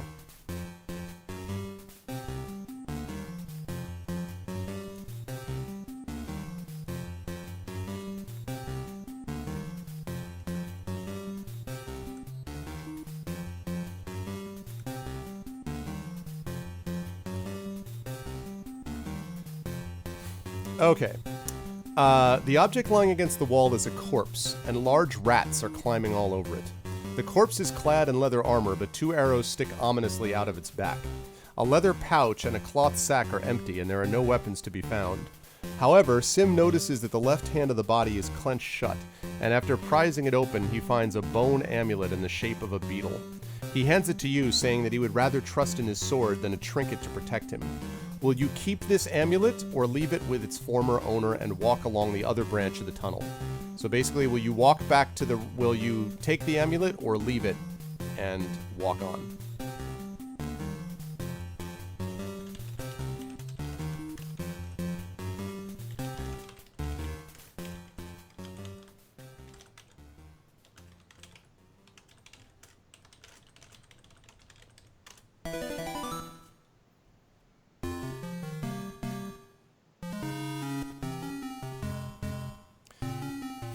Didn't help this poor man. That's true. What's up, Gamelin?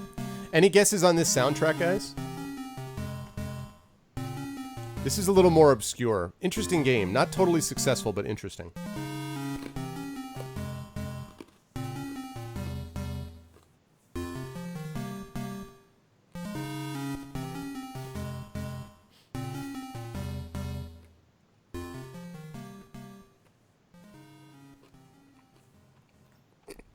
It's a game soundtrack. Yes, Dragon. The highly effective comment. You're totally right. That's the kind of reasoning that allowed you to play even with pro talisman players. It's that kind of talent and insight. Good guess, Umbersona, but I actually had Shadowgate was playing before. This is not Shadowgate. It is a Nintendo game. Yes, it is an NES game.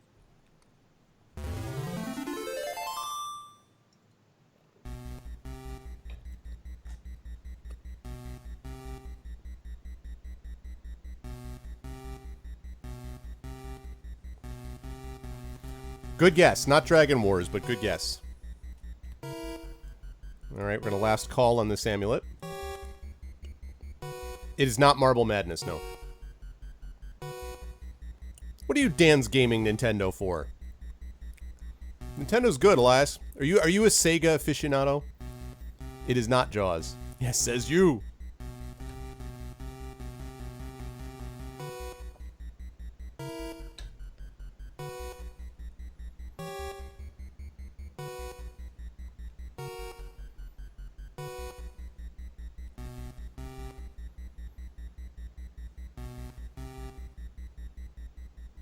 You have owned 0 consoles. Ah, man. Nintendo was good. Alright, any more guesses?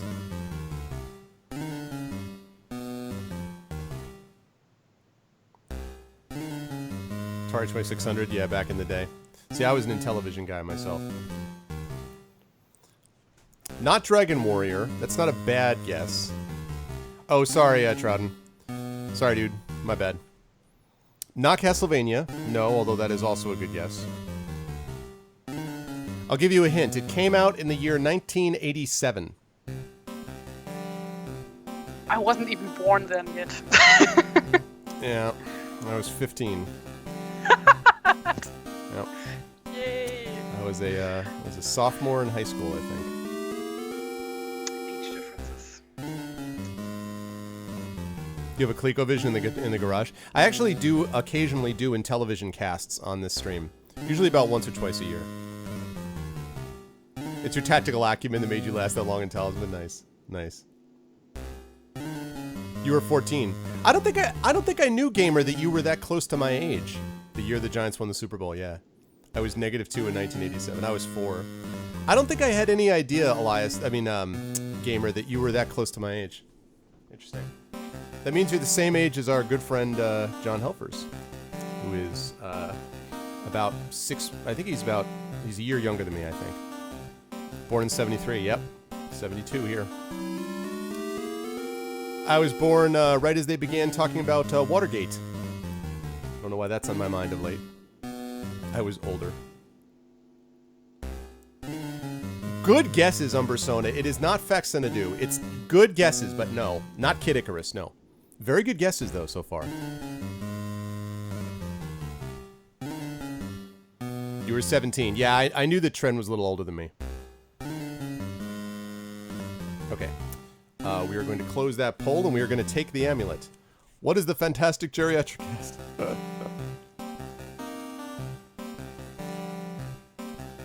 I see how it is, Rob.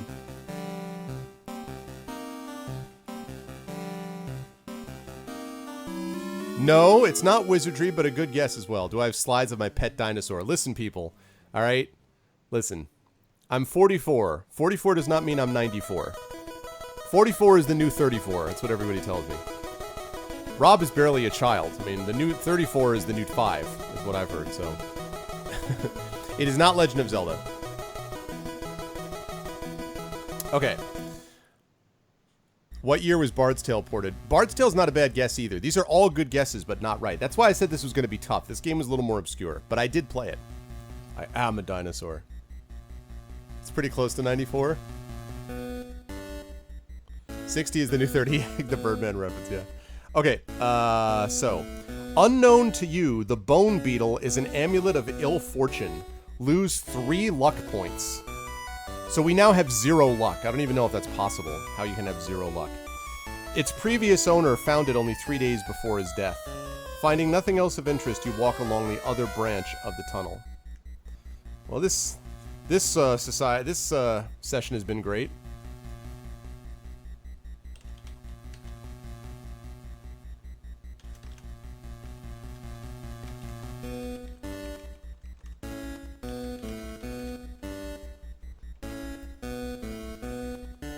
Exactly. Don't worry about Rob, I'll just turn to a giant spider and eat Ryuvi. Wow. Shots fired. This is the collapse of Infinity and Beyond. It all began in a Fighting Fantasy gamebook stream.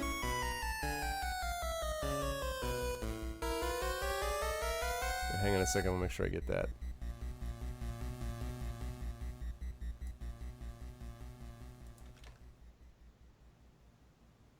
Alright, and...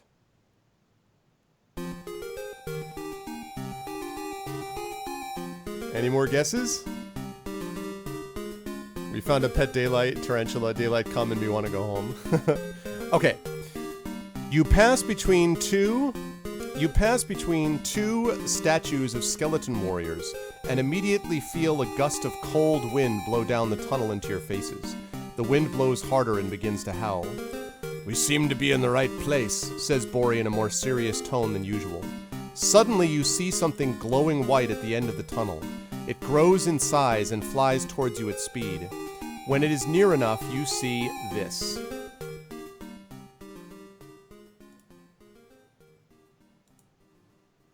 You don't see that, although you should be looking at Terry's wonderful work here.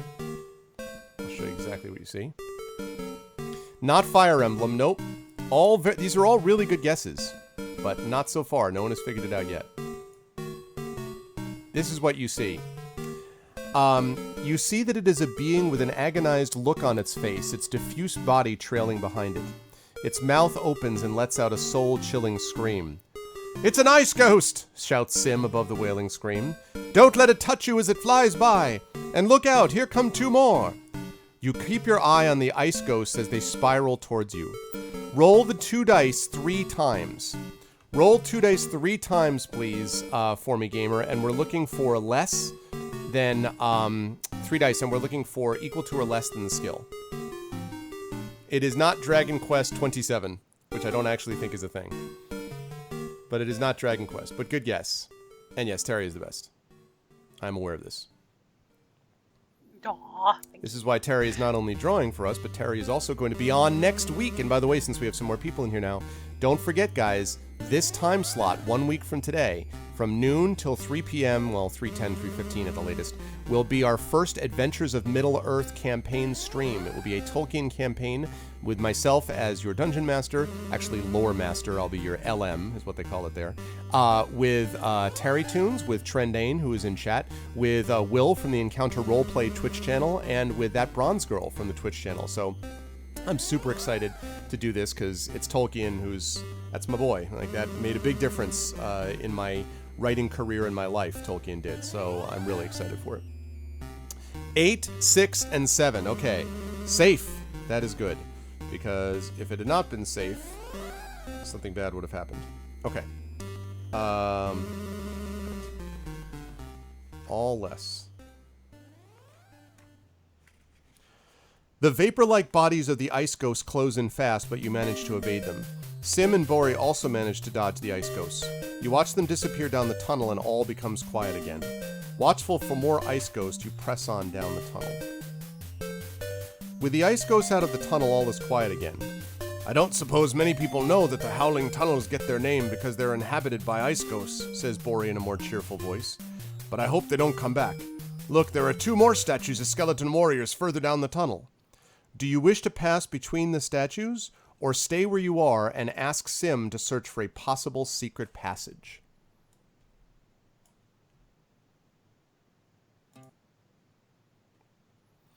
Okay, so we managed to get through the entire one and got to the end of it. That was the Wizards and Warriors soundtrack, a game called Wizards and Warriors. Kind of basically a platformer with a knight that like jumped from ledge to ledge with a sword and all this stuff. It was really kind of a strange game, but it had a cool, like, interesting music soundtrack. Wasn't perfect because the jumping mechanics were a little clunky. But yeah, Wizards and Warriors was the name of it. And there were sequels to it as well. You said Wizards and Warriors? Where did you say Wizards and Warriors? Let me scroll up. Oh, you did. You did. Sorry, Gamelin. I see it now. You did say Wizards and Warriors. I missed that. I beg your pardon. It was right towards the end. Gamelin wins. Gamelin is successful. Good job, Gamelin. Yeah, Wizards and Warriors. That's right. That is correct. Okay, now this one is easy, and you guys should get this quickly. I'm going to be disappointed if you guys don't get this.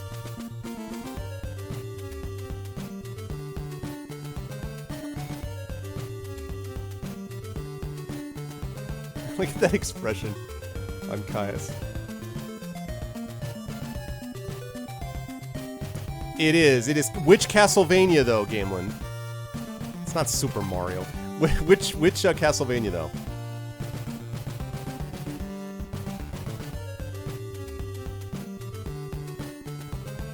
Okay. So, let's see. Oh, I didn't put up the poll yet. Sorry. I was like, what's going on? Sorry, I didn't put up the poll yet.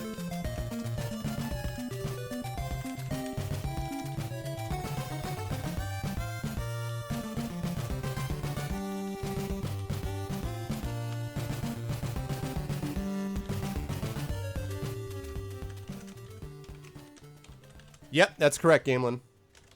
Simon's Quest is Castlevania 2, which I seem to be one of the few people that actually likes that game. A lot of people are like, oh, what were they doing with that game? But I kind of like Simon's Quest.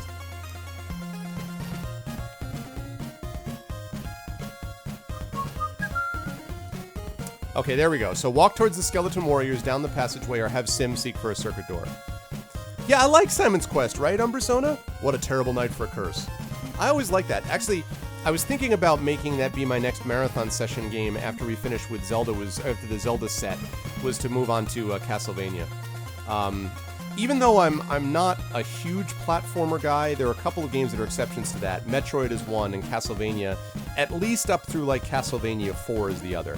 Past Castlevania 4 I really didn't play much, but... We have a killer tarantula, go for the eyes.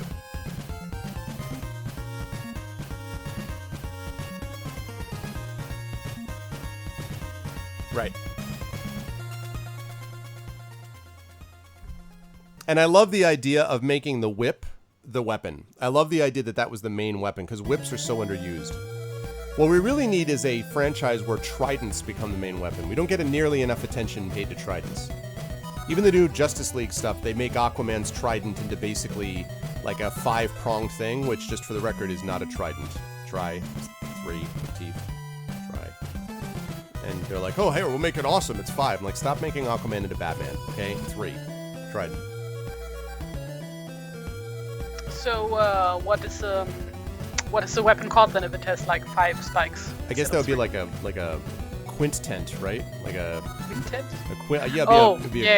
I get it. Quindent. It's just silly though. It's like I find men's razors, like shaving razors do this too. Like it used to be growing up, it was just, it had like the 2 safety razors, like 2 blades. And then they just started adding blades. So at one point they're like 5 precision blades. I'm like, eventually they're just gonna have a sink of blades that you just put your face into and then pull it out and you're just fully shaved. Like what? Why do we need that? Castlevania's getting a Netflix series? I really hope that's good, Jedi. I could see that being either good or a complete nightmare. I really hope that's good. Oh, speedruns of these? Yeah, gamer. The only game that I think I might have a shot at a speedrun at would be Kung Fu. The Nintendo game Kung Fu I was super fast at. I was also pretty good at Bionic Commando. Thank you for the follow on Persona. Welcome to the Argonauts. Well, how would you know if Breath of the Wild has tridents? They break in 3 seconds. Hey-oh! Stupid durability system. Okay. Alright, we're going to go with searching for secret doors. Let's see. Okay. Sim searches for 5 minutes without success. Suddenly, you hear the sound of the howling wind start up again and look behind you to see the 3 ice ghosts flying back down the tunnel. Their mouths are open to let out their horrific screams. There is nowhere to hide, and you ready yourself to dodge them as they close in on you again. Roll 2 dice 3 times. Alright, we gotta roll 2 dice 3 times again, please, gamer.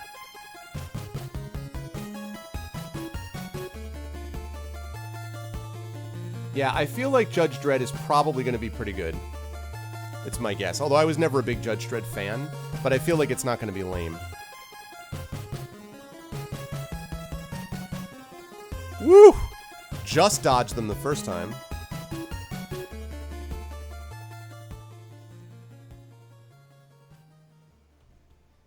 Oh. And give me that last one from GamerMain.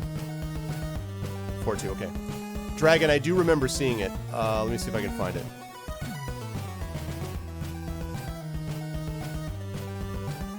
it. Dragon, do me a favor and repost that. I can answer that. Just do me a favor and repost it. I missed it. I do remember seeing it, and then I forgot to answer it. Just do me a favor and repost it, and I'll answer it now. Okay, so you successfully dodge again. The ice ghosts close in, but you manage to evade them as they fly by. Sim and Bori also dodge them successfully. You watch the ghost disappear down the tunnel before deciding to abandon the search for a secret passage and walking boldly between the statues ahead. No more ice ghosts appear when you pass between the statues, and you follow the tunnel as it bends to the right. In a few minutes you hear more noise up ahead, and this time it sounds like the deep grunt of a huge beast. Oh, this might be a good one for you, Terry. We'll see when we get there. You walk on until the tunnel opens out onto a ledge near the bottom of a deep pit. A foul smell of rotting slime fills your nostrils. The stench comes from the thick sludge which covers the bottom of the pit just below the ledge. 2 legs, green and scaly, rise up out of the sludge, and your eyes follow them upwards to see this.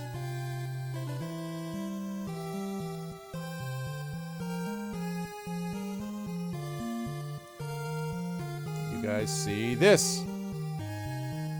That's right, I said it. The eyes follow them upwards to a huge torso, which ends in a gnarled head, with a gaping maw ringed by rows of long spiked teeth. In the center of the forehead, you see a white, spiral-shaped horn. Although the Gargantus has poor sight, it senses your presence and reaches down towards the ledge with its giant clawed hand. You jump back into the safety of the tunnel beyond the reach of the Gargantus. You tell Sim and Bori that you intend to step into the sludge-filled pit while they fire arrows to distract the Gargantus. With the plan decided, you draw your sword and walk once more to the ledge. The Gargantus lets out a fearful roar and swipes at you with its clawed hand. Chat, have we daubed ourselves with chameleonite blood? Have we daubed ourselves with chameleonite blood? Or dabbed?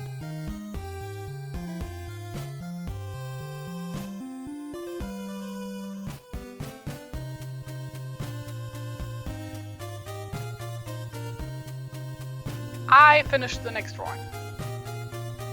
I'm going to check. Yes, we have. We have, in fact, daubed. Okay, so let's see. We're going to go back very quickly. Yes, super awesome. I love that. Yay. I love the I love the lightning. What is that like? Is that his headband? Like that's Yeah, this is headband. It's like that's really awesome. I love it. Our boy Caius Erebos here, demonstrating God his among men. with the spider on him. I love it. That's awesome. Cool. I dig it. Cool. All right. So let's see. So we have. Okay. Without your even having to think about it, the chameleonite blood triggers a new defense mechanism in your body. Your skin turns dark green like the sludge in the pit, and the Gargantus suddenly loses sight of you altogether, and misses with its claws, although it can still sense your presence. Realizing that the Gargantus is an incredibly powerful beast, you decide to think again about how best to defeat it. So, give me a second here.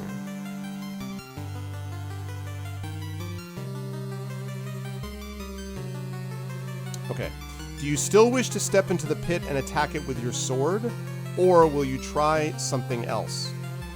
And specifically, what we've got here is... Let's see if we've got...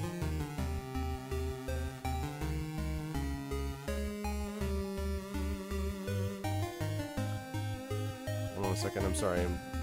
confused about the placement of where this is. Okay, that's what I thought. Okay, so here are your choices.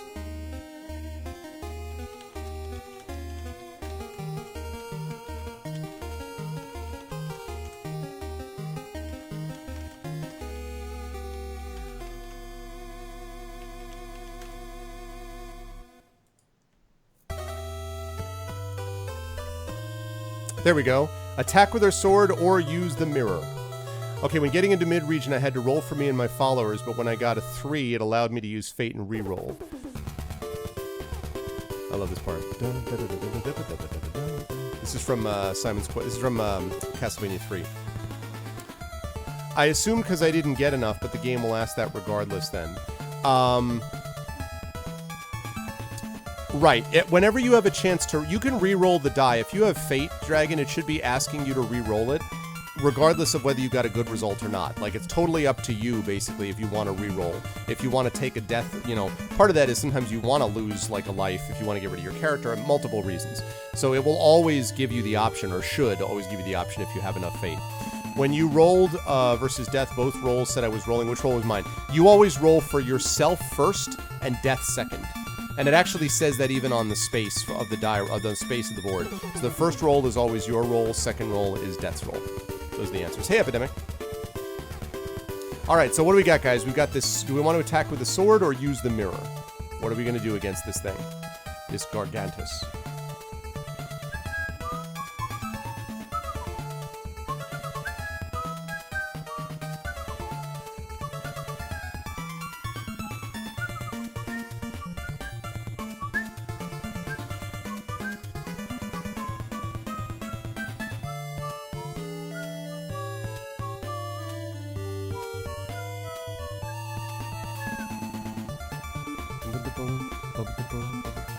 The mirror is that cracked mirror in a silver frame. You can actually see it under the items and artifacts that we have. Super Guitar Bros does an amazing cover of this.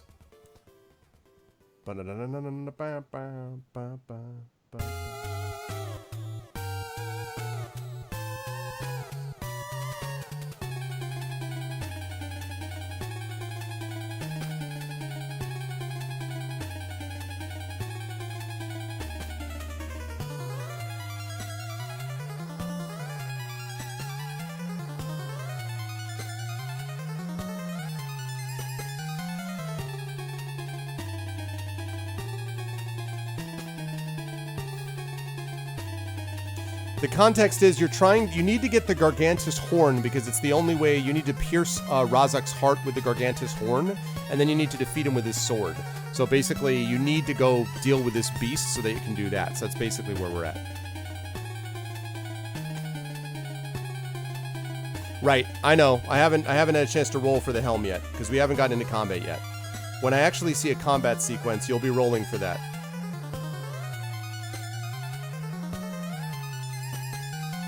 So if you want to get vote, make sure you do that $ vote space, whatever the choice is that you wish.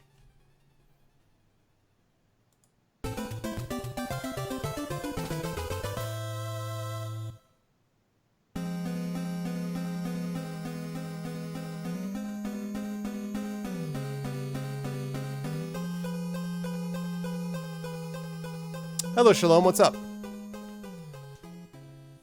Shabby Orange, what is up? It's a Shabby Orange sighting. How you doing, my friend? How is life, Shabby?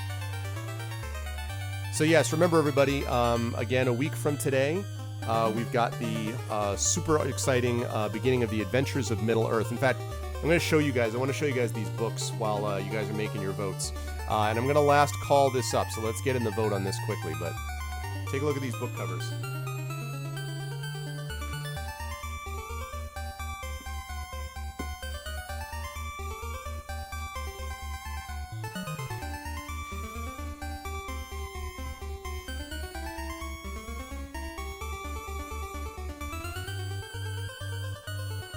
I'm going to switch over to here for just a minute so that I can actually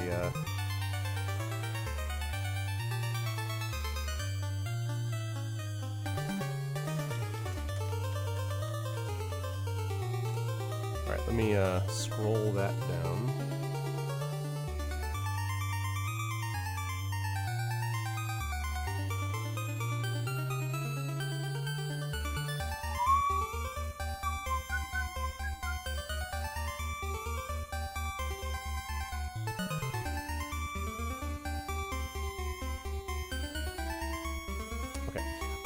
So give me a second, let me get rid of that, and I'm going to get rid of this and turn on this. Right.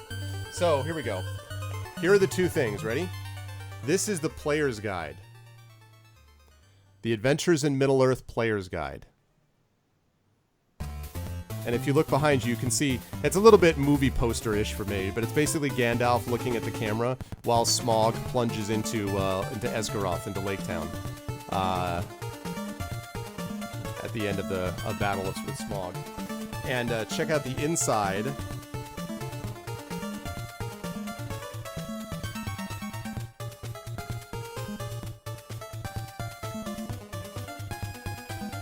That's Wilderland, baby. I've grown a lot of beard. Yeah. You shall not pass. And then this is the Lore Master's Guide. These books are gorgeous, by the way. Yeah, instead of Bad Rats. Lore Master's Guide. And check out the map of Lake Town.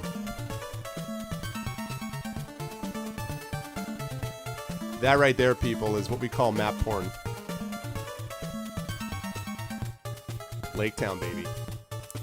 Officially licensed, and as I told you guys, this campaign is officially sponsored by Cubicle 7. Our campaign is sponsored by Cubicle 7, the company that made these. And I have not one, not two, but I actually have, I believe it is 2 copies each of these books to give away in PDF form. Don't get overexcited, not physical form. But I have 2 PDFs each of these to give away during our Adventures of Middle-earth campaign in that opening session.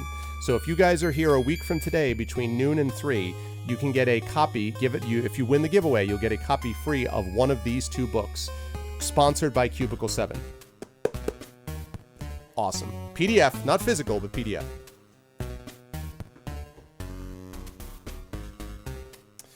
It does have most of Middle-earth in it, but the campaign that we're doing is focused, most of it's set in Wilderland.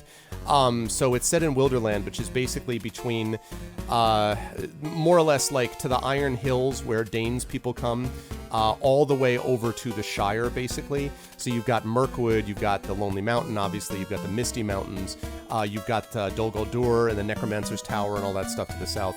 And it's set basically 5 years after the Battle of the Five Armies, and the Dane becoming the king of the Lonely Mountain, the defeat of Smaug. So it's 5 years after that is when it's set. So, oh, I'm so excited.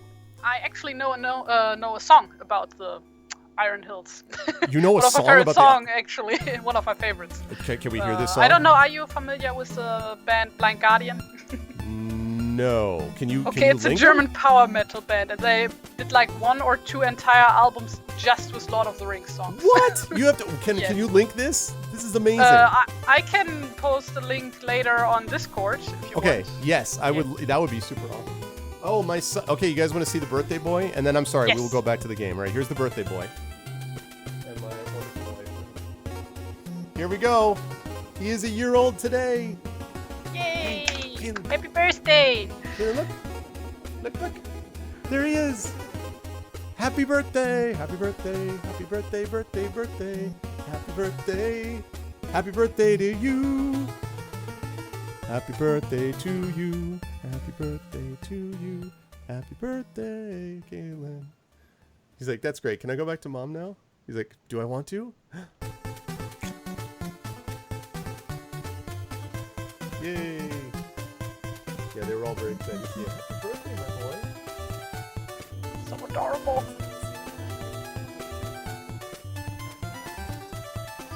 Yeah, sorry, I got Yeah, he's got 6 teeth. He has 6 teeth. So that is my son. He is a good child. Okay, sorry about that, guys, but, you know, babies, so. They're deadly weapons, those teeps. He's got my... Yeah, cute. You know what? Somebody... Actually, I was hanging out with my cousin this weekend, and she pointed out, I hadn't thought about this, that he actually looks like my dad. Like my father. In fact, I'll even show you guys. So you guys have the image of him in your mind, right? I'm going to show you a picture. I'm sorry for all the picture showing. And this is giving Terry a chance to work even more on her new awesome drawing, which I've seen, but you guys haven't. But I'm going to show you guys this picture of my father. And this is a picture of my dad holding my dog at the time, Trilby. But look at that. Now, you guys just saw my son. Doesn't my son look like my dad? That was from back in the early 80s, I think that picture was taken. But doesn't that look like my dad? I had never thought about it before, but... Sorry, Terry, can you see it? Very much so. Yeah, I see it. It's just like...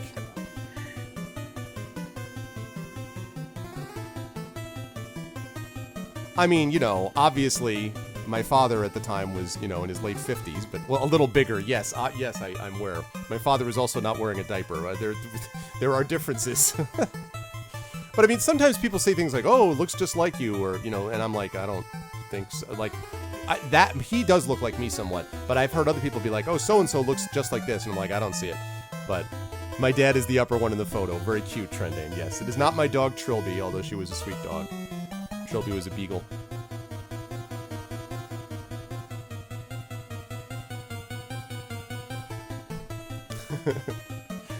Trending, you troll. Alright, let's get back into the game. Sorry about all the pictures, guys, but I just felt like I wanted to share. Okay. Some people look like they're pets, that's true. Okay, we're gonna close the poll and we're gonna use this mirror. I apologize for the delay. AVGA are selling 980 Ti's in their site for $199. Wow, that's pretty good, definitely. Okay, here we go. So, you're going to try to use this mirror.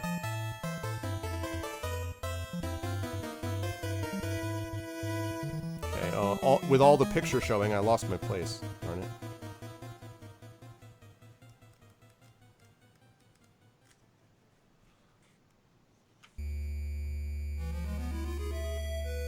Yeah, thanks, Brahms. I will pass it along to him. Okay, why can I not find my thing?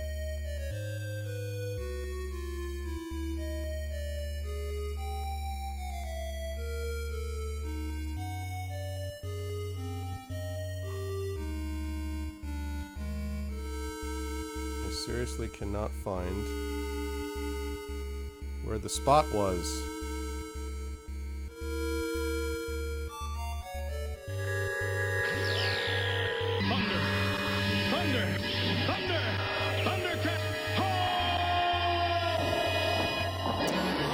Thank you so much, BB. I appreciate it. Thank you, BB. Member of the R Vocalists, of course. Much appreciated. Okay.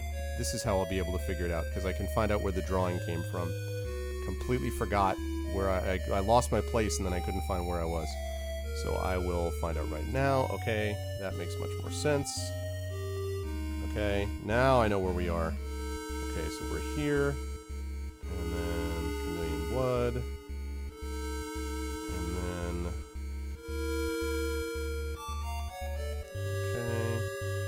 There we go, I found it. Sorry about that. Okay, Space Stallions. Okay, sit there to next week's stream so I can win me a player's guide. Brahms. But Daddy, I shut up, son. Gotta win a player's guide. Okay, here we go. This system is so good, too, Brahms. Oh my god. So good. Believing that the power of Gargantus is somehow located in its tiny eyes, you try to reflect its own gaze with the mirror in the hope that it might destroy itself.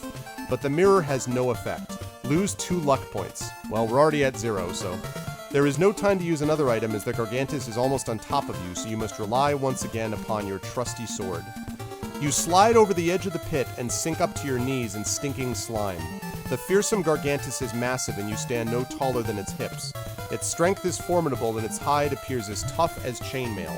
So first of all, we need to roll to make sure that you can actually face this thing. So, Gamermain, can you please roll 2 dice for me? We're looking for 11 or less. Nice, Shabby. I may have slightly over-exaggerated the height of this thing in my drawing. Well, what's the scale? Like, I don't know. Like, okay, so these are the party guys. I'm gonna leave that up there, guys. We have no chance. Look at the size of this thing. We have no chance. Can we have -2 luck points? No, 0 is what it is. Okay, so we're able to face. We're now facing this thing. Rexar. Okay. So here you go, guys. This is gonna be interesting. Here we go. I hope you're ready for this one, gamer. Gargantus. Skill 11. Stamina 20. Well, damn. Just like us, people. Alright, guys, here we go. Skill 11, stamina 20. Well, damn. It's perspective. That's one of the 2 dragons I defeated yesterday. We used the mirror, gamer, but it didn't work. I read out the entry. The mirror didn't work. We used it, but it did not function, so...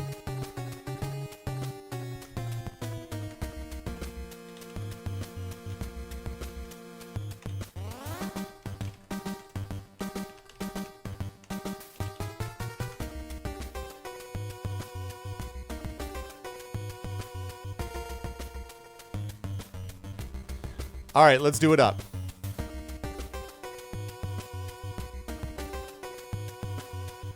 Okay, so here we go, gamer. You do not get 3 attacks on... actually, wait a minute. I take that back. Let's see. No, because Bori... No, you don't get 3 attacks on this because Bori and What's-His-Face and Sim are firing from the ledge. So here we go.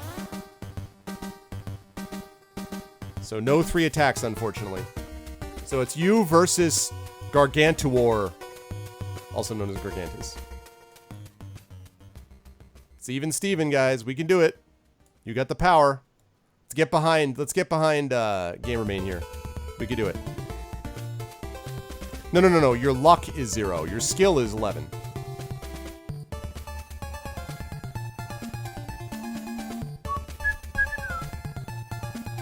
Possibly. You might even say it like you would have even less chance if they weren't distracting him with the arrows. That might be a better way to put it. Okay. 8. A 10. Not a good start.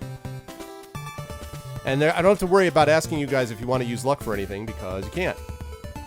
So...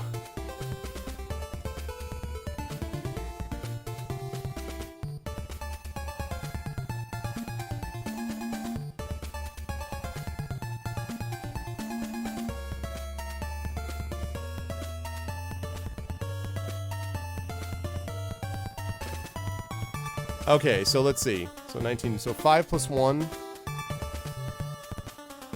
He gets 4. All right, so you hit him. Okay, keep going. You're going to want to keep rolling, gamer, because we got a lot of rolls to go. Make your own luck as long as you don't wear strange helmets. And man, do we ever wear strange helmets, am I right?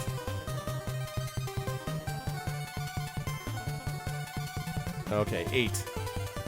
Also an 8. Sting! His horn comes down. You manage to ward it off with your sword. At the last second.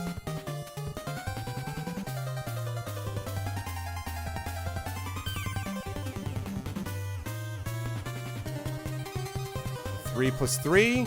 He gets you that time. You have 16 stamina. He has 18 stamina.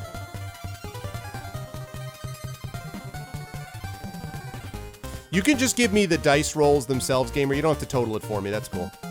Because these guys are equal in skill anyway. So our stamina is also 0. No, the only thing that's 0 is luck, which I have to say I have never seen a 0 luck score in any Fighting Fantasy gamebook playthrough I've ever done.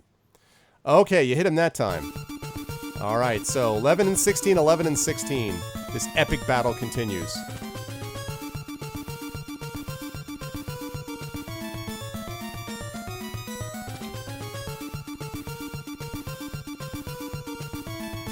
Five plus 4. Oh my god.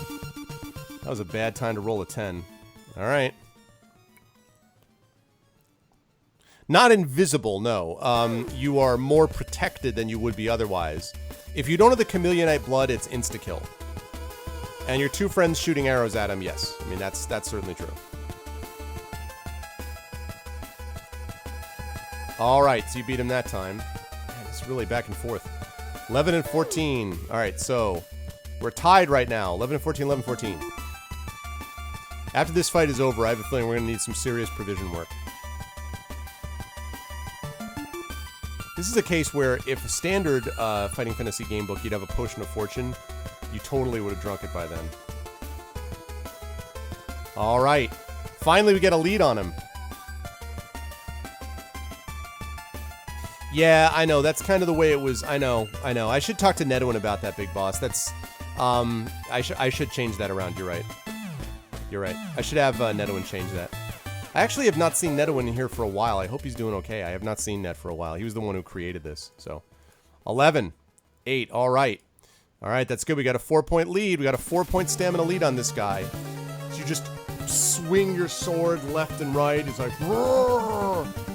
His mouth becomes more specifically outlined as he fights you for some reason. You're like, wow, guys, he's no longer a chalk outline. Okay, 5. He rolls a 9. Okay, so he gets you that time.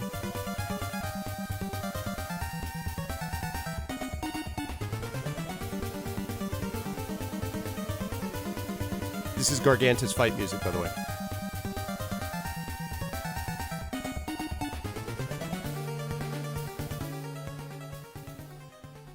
Eight. All right. He gets a 6. Okay, so he drops below 10 stamina. He's at 8 stamina. It's as if an invisible hand is drawing his contours clear and clear. Yeah, you must defeat him before he becomes a fully realized drawing. Once he's fully drawn, he becomes real, and then you're done. I could be really mean right now. It just like finish this one up in like 2 seconds. Like no! That's funny. 8. Oh man, he hits you. All right.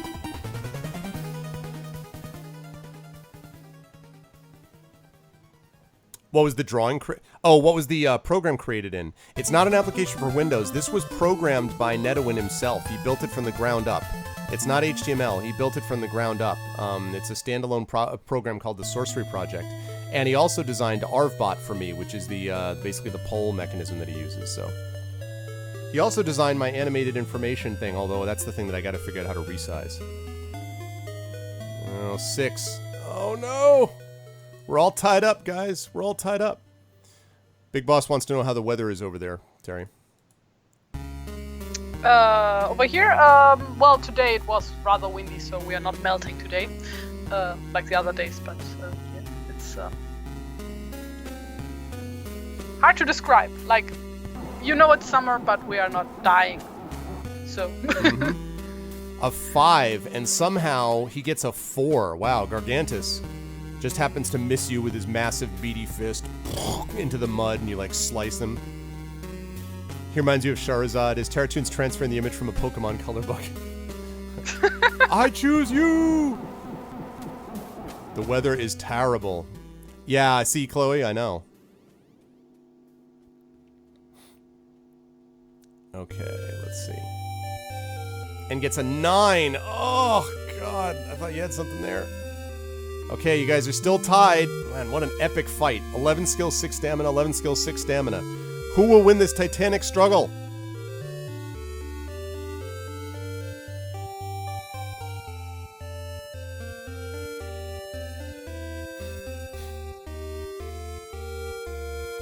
I didn't actually remember that he had put it up there, Trouten. That's cool, though. Oh my god. An 8, he gets a 10. You're gonna have to roll high, man, because apparently my dice have decided to start rolling high on me. He's got 11 and 6, we got 11 and 4. You could do it, Gamerman! Come on! Fight for what's right! 2 dice! Let me see the double 5s, the double 6s! Oh! God, why am I rolling so well? Crap! Crap, crap, crap. Oh, God, I'm annoyed at myself.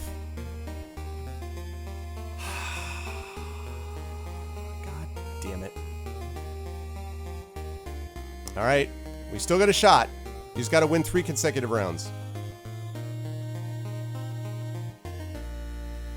6 plus 5. Woo! Okay. All right. He's down to 4. 11 and 4, 11 and 2. 11 and 4, 11 and 2. All right. Got to win 2 more rounds in a row. I rolled that. I'll keep that. I'll keep that. I didn't mean to roll that, but I'll keep it. I'll keep that. I'll keep that. Roll again. Roll again.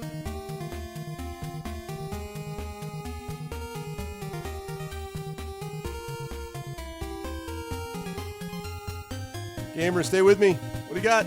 9. Okay, so you hit him again. All right, here we go, guys. It's 11 and 2 and 11 and 2. It all comes down to this roll. They're tied up. Gargantus versus Kaya Zarabos. Exhausted.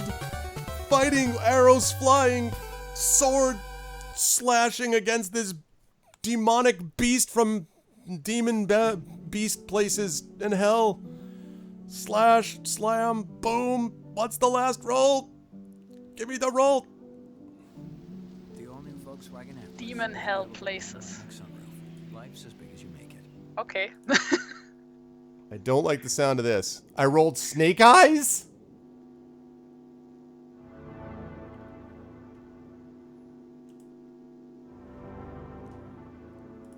Wow.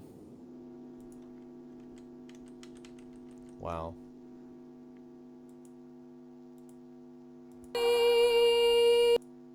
How sweet the Kaya Zarabos, sound that you fought a truly epic saved battle a against the mighty beast known as Gargantus. like me.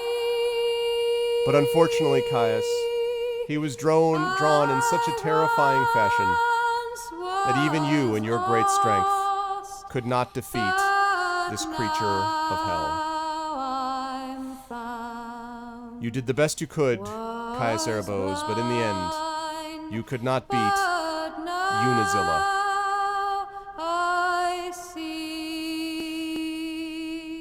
And in this life, we will try to struggle on through the up times and the down times, through the good and the bad.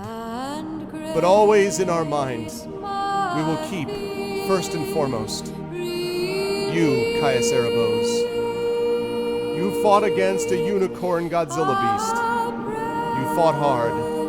You fought bravely. But you didn't fight well enough.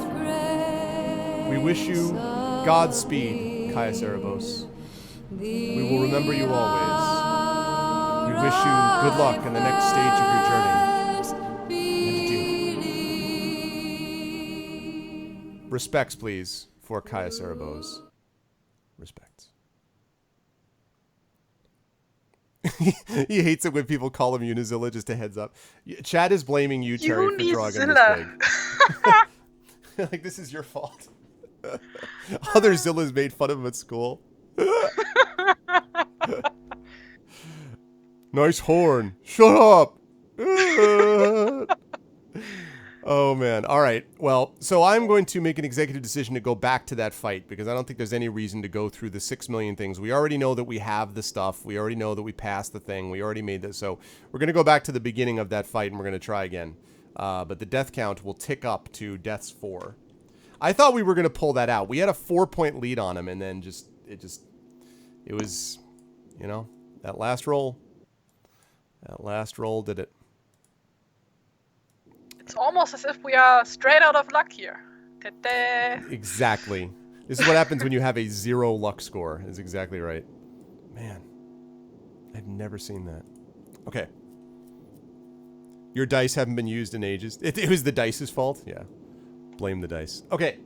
All right, let's get back to our music. And I feel like this music is not going to get it done. So we're going to go... I always do this, Chad. I haven't pulled out my greatest example of something I pull out to sort of pump us up, which is the scene from Excalibur, where the guy's doing the knights, squires, all that thing. I'm not going to pull that out, but I am instead going to pull out One of my favorite soundtracks of all time. The combat music that's going to get everybody hyped. So let me just find it.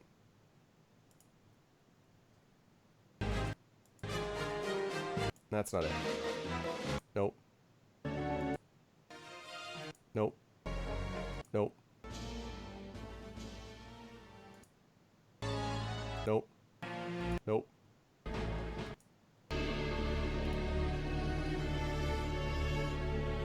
Let's see.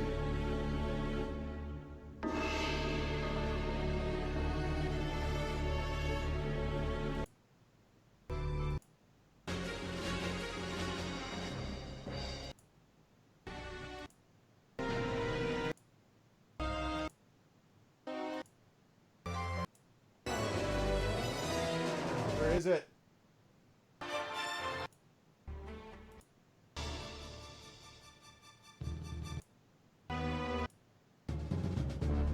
I need to find this music. This is going to be the difference between winning and losing.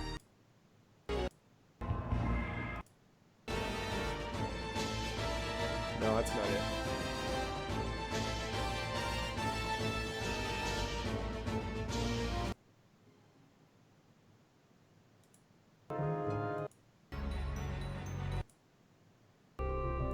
Damn it. Show me the music.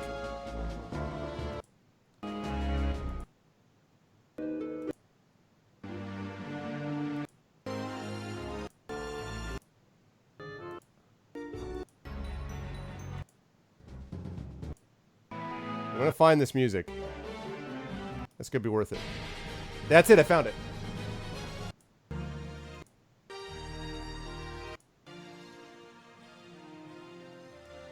Alright, here we go.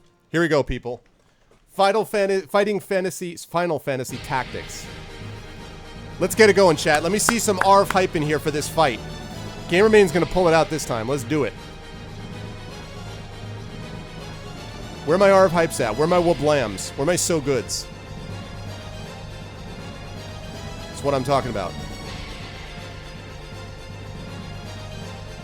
Favorite battle theme. Me too, Rob. I'm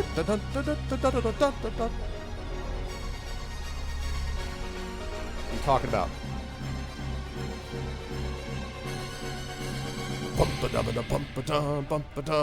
Alright, gamer, let's do it up, man.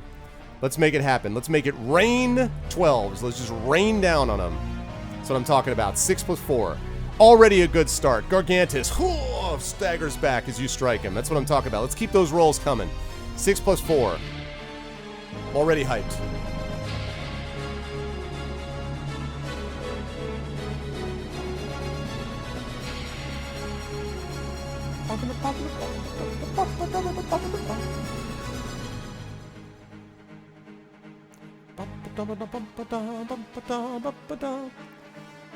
Three plus 2. That's alright. That's alright. It's a temporary setback. It's a temporary setback. It's a temporary setback. I know, Gamelin, I know. Written by Ian Livingstone himself. And Port of Peril is... the books are being re-released, I think, by Scholastic UK, which is super awesome. So, 11, that's what I'm talking about. That's the kind of stuff I like to see. We got the lead on him now, Gargantus. More like Suckgantus, am I right? Alright, 4 plus 3. Hey yo!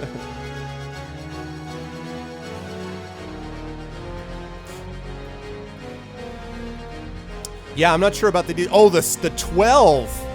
Look at Gamermain pulling out the 12 like a boss. Alright, we got 11-14. Still got the lead on him.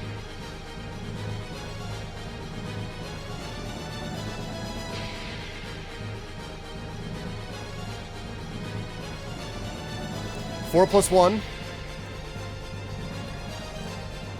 Alright, that did not work. We're still tied up though. We still got the edge because we've got the advantage in terms of the law of averages. It's more likely that we're going to win these dice rolls than not with a slight edge on them. 5, tie. Sting!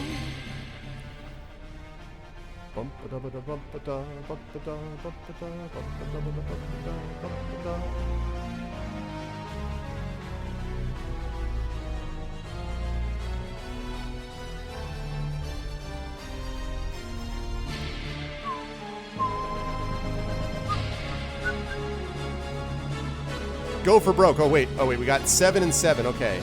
6. That hits him. This hurts you. 7 again. 8. He hits you. God, these are so even. 3. All right, he hits you again. All right. 8. 10. God damn it, my rolls. All right. He's got 12. We've got 8. All right, got to put this together.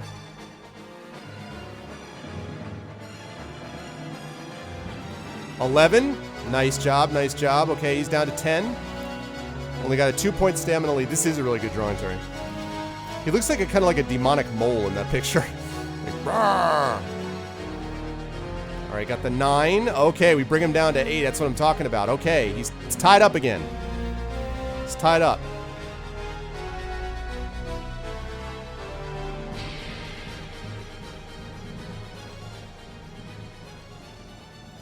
$10. Okay, we hit him again. All right, so he's down to 6.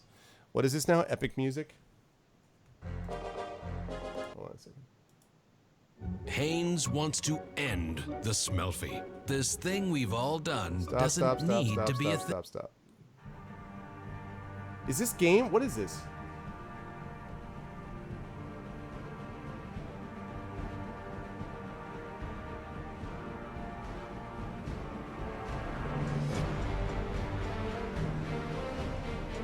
All right, I dig that. I'm with you. I'm with you. 8 and 5. 12. Jesus Christ.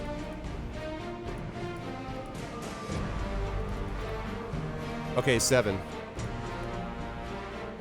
I hope I'm allowed to broadcast this. I'm hoping I'm allowed to play this, but I can get behind it. Okay, 7, 4. All right. And then we got 6, 3.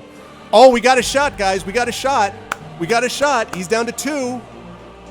We got a shot. We got a shot. We can do it.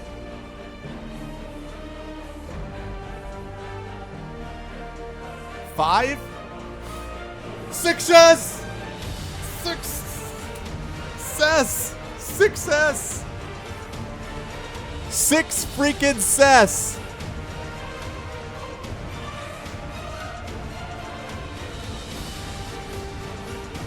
That's what I'm talking about.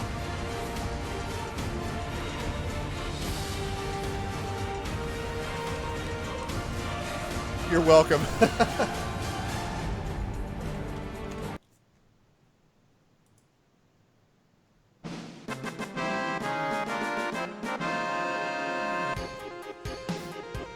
See what happens when you get rid of stupid bit music. In your face, Gargantus. Oh man, I did that just as Elias was saying the thing about bit music. Oh man. Now the question really is, did we manage to do all of that before before Terry finished this drawing? This drawing is awesome. Look at that light on the ledge too. Super, super cool. Okay. So, that's really good, Terry. Thank you. You stagger back to the edge of the pit, panting heavily and drenched in sweat. Bori and Sim are cheering loudly, although you can hardly hear them due to exhaustion. They help you climb up onto the ledge, and then Sim jumps into the pit to sever the Gargantus' horn. You have just about recovered from your ordeal when he hands you the fabled horn with a smile spread across his face. You marvel at its beauty before tucking it in your belt. Okay, so first of all, we have got Gargantus' horn. We've got Gargantus' horn, baby. All right.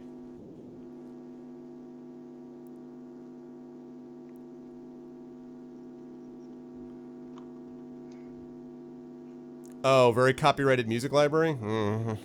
Well, hopefully the minute that we played that is not going to be... I hope that minute that we played it is not going to cause us problems. Man. Oh, man, I'm so tired of having to fight with music copyright issues on... I understand why they exist. I just wish that there would be a little bit more friendlier method of making this stuff happen for stuff. But hopefully it'll be okay. I hope that's the case. We will see. How many people we need to carry this horn? Yeah, well, again, Terry's drawing is not exactly to scale, but it's more epic, so we'll see. Rule of cool. Yeah, exactly. I mean, worst comes to worst, they'll mute out that section and, you know, so. Man. Okay. So one thing I want to suggest, by the way, guys, is we are now 17 points down in our stamina. Provisions restore 4 points of stamina per, and you can only eat 1 per entry when you're outside of combat. So what I'd like to suggest is that we basically take provisions for the next 3 entries. That will use up our provisions, but it will get us back up to 16 stamina. So is everyone cool with that? I'm not going to make that like a formal poll, but is everyone cool with us eating 3 times to get us back up to 16 stamina, since we are currently at 4 after that epic fight? Just let me know. Yeah, now you got me worried, Rob. I thought, I was thinking about that, but I wanted us so badly to beat that beast that, I should have thought more about that. Man, Dragon, you give me your copyrighted music, you get me all excited. Well, hopefully that's not going to be a big issue for them, I hope. Meat's back on the menu, boys. So Chloe says no. Everyone else says eat yes. Okay. It looks like most people are saying yes. Shabby says eat once and escape. And Chloe says no, which is maybe because she doesn't want to eat. But it sounds like everyone else is on board with it. So I'm going to use these provisions because I don't think we have a fight over the next 3 rounds. If I'm wrong, I'll obviously find out. Okay. It's for my personal use. I'm not responsible for anything else. Yeah, I know. Oh, I hope for the best. Okay. Where were we? So, okay. You marvel at its beauty before tucking it in your belt. Let's go, you say, and lead your 2 friends back down the tunnel. Passing between the skeleton statues does not produce a further appearance of the ice ghosts, and you hurry on.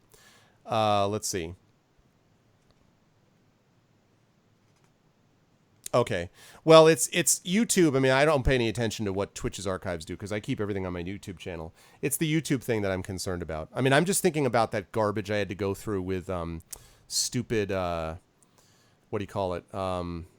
Pony Fairy, whatever the heck that, Sky Pony, whatever the heck the name is of that thing that does the fairy tale music that was listed on Roll20.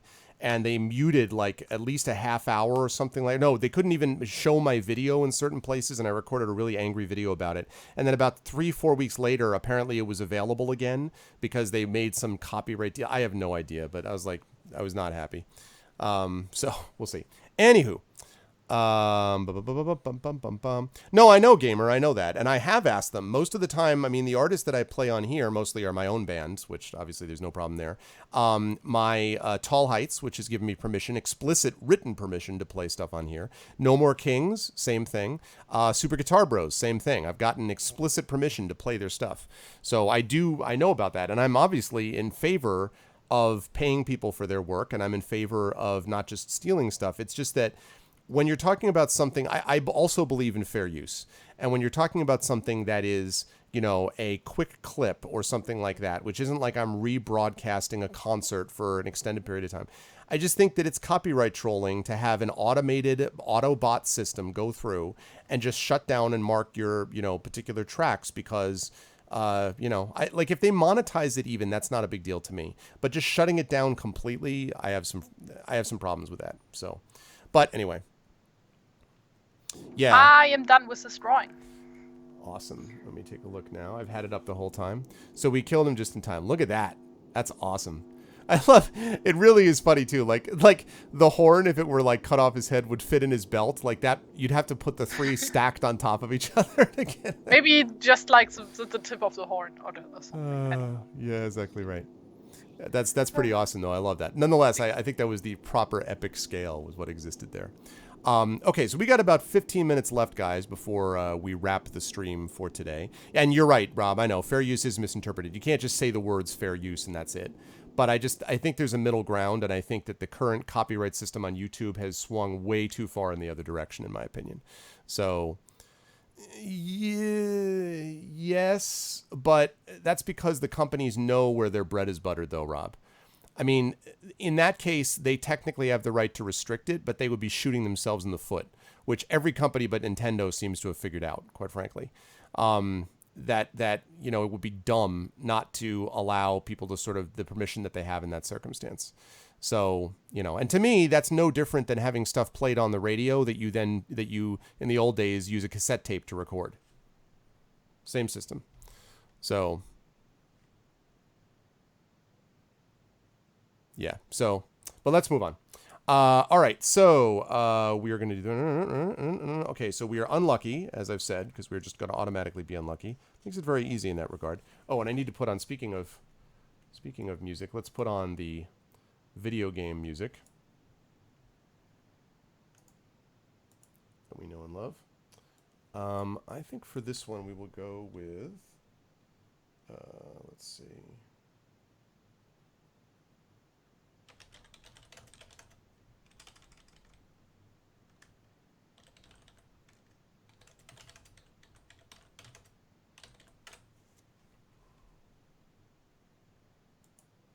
Here we go.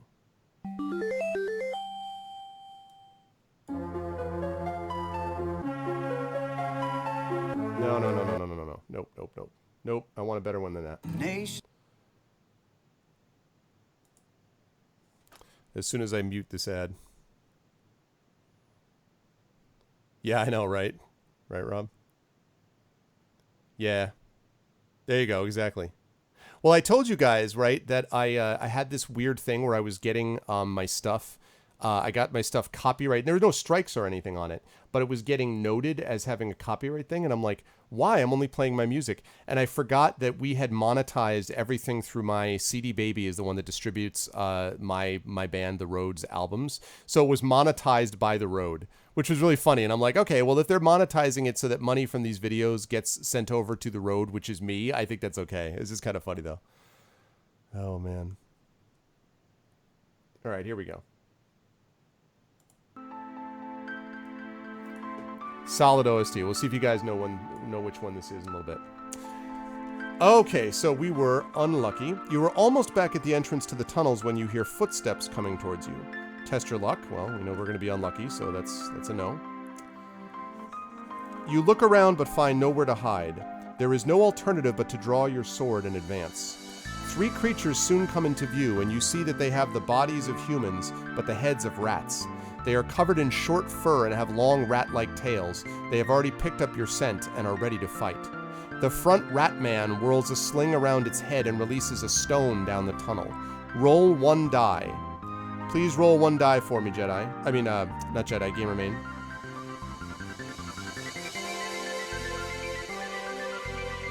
Ratman!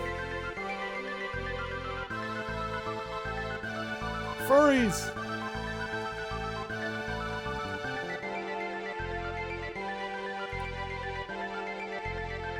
Anyone know what the soundtrack is? You rolled a 1. Okay.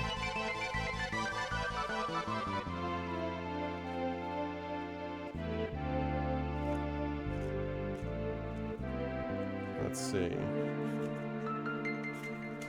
The dexterous Ratman is skilled in the use of the sling, and the sharp stone strikes you painfully on the forehead. Lose 2 stamina points. Before the Ratman has time to reload its sling, you close in to fight it with your sword, while Bori and Sim take on the other 2.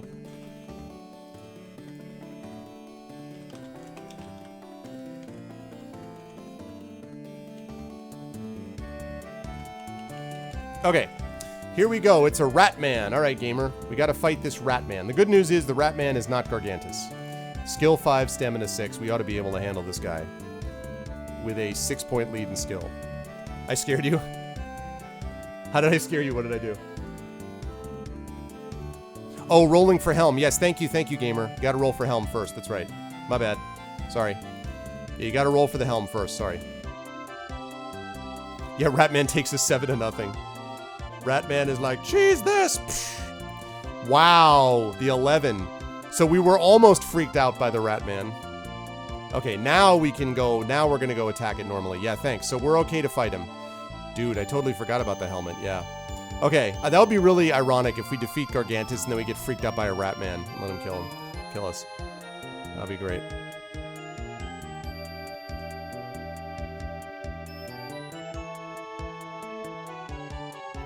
(5 + 6). They also get an 11, but that's not gonna get it done, okay. I like how this music is much more calm. Like, this music is like, you're fighting a rat, man. Yeah, exactly. Show him the Gargantus horn. The Gargantus horn, if we base it on Terry's drawing, is like 3 times the size of the rat man, so.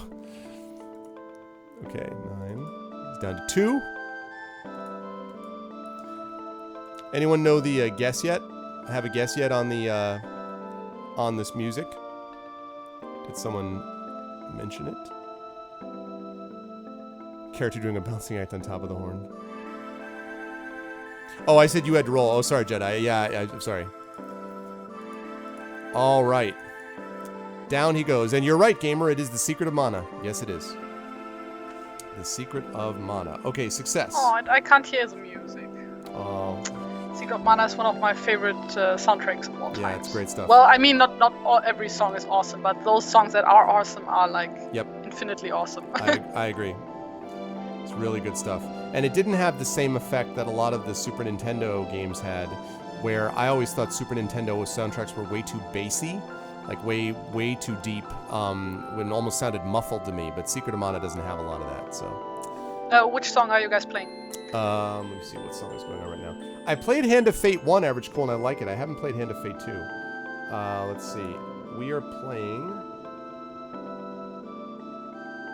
Looks like Phantom and a Rose, and it's about to play Together Always. Doesn't ring a bell. Yeah, playing Together Always. Together is the one that went... This is the kind of cheery music. That's what this is. So, I'm sure that was very clear, and you totally understand what it is now, after my awesome I will look it up representation after the stream is over. Okay, so you guys have defeated the Rat Man. Sounds good. Sim and Bori are once again victorious, and your respect for them as swordsmen continues to grow. A search of the bodies reveals a bag of nuts. Let me see what we got here. All right. Reveals a bag of nuts, a sling, and some stones for slingshot. Bori asks for the sling and stones while Sim sniffs the nuts. Sniffs the nuts. They smell all right to me, he says. Do you wish to eat the nuts? Or hurry out of the tunnel? Chat, would you like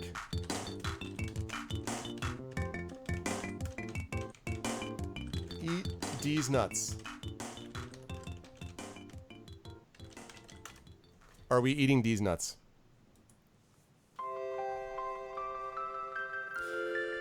Yes, this is when we just started doing this last month for the first time, Shabby, working with TariToons, and it's been awesome. Really, really cool. So we just started doing this recently. It depends on whether they're salty. I thought you were gonna say whether they're sweaty. Nice. You sweaty nuts. Oh, sorry. It's really good. I like it. Yeah, I really, yeah. I'm very, very happy that it worked out this way. And I got the idea, actually, because Terry did a couple of, like, impromptu illustrations on one of these streams watching, and I was like, these are awesome. And then I'm like, maybe we should make this a thing, so. And then she ended up joining the Tolkien campaign, so it all worked out. It was all good stuff. And I'm glad for it. I'm sorry. And I'm glad for it. Oh, yeah, that's good. This is a lot of fun, actually. That's cool. It really is good And, time. like, I like it. Pushing myself to do, like, stuff outside of my comfort zone. But it comes out really well. I mean, the thing is, it has a really organic, I don't know, quality to it that makes it feel, there's a real life to the drawings. So I think that's really neat. Oh, and Terry bounces off my personality well. Yes, we bounce off each other's personalities. It's because we both like Tolkien, so that's why. Automatically, we have personalities that are compatible.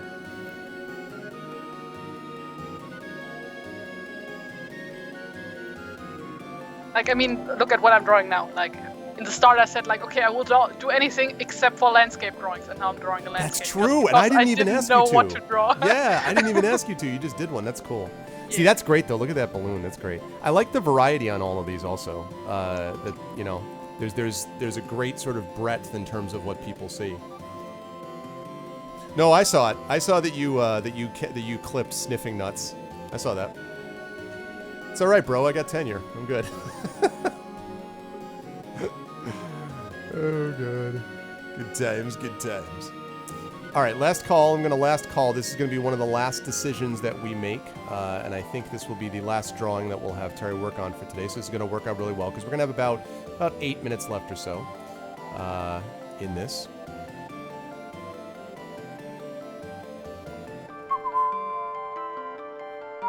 He clipped these nuts. Yes, he did. Oh, man. For some reason, that's just... The D's nuts thing just never gets old. At least not to me. I don't know why.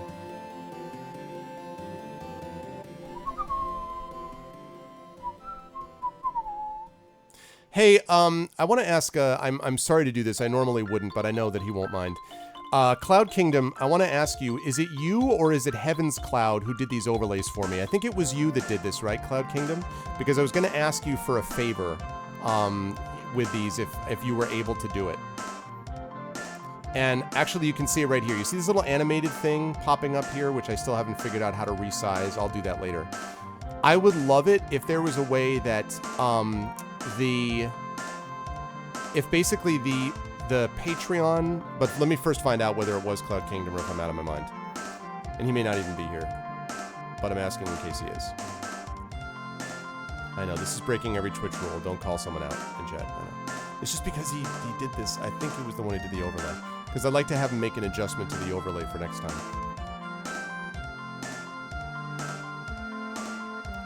D's nuts is a Tolkien quote, yes. Except it's much more flourishy, you know. And then Lorana did come upon the land, and arrived with her people. And as she passed over it, and looked upon the face of the Dark Lord, whose face was twisted in wrath, she said, "What do you think of these nuts?" Exactly. Oh my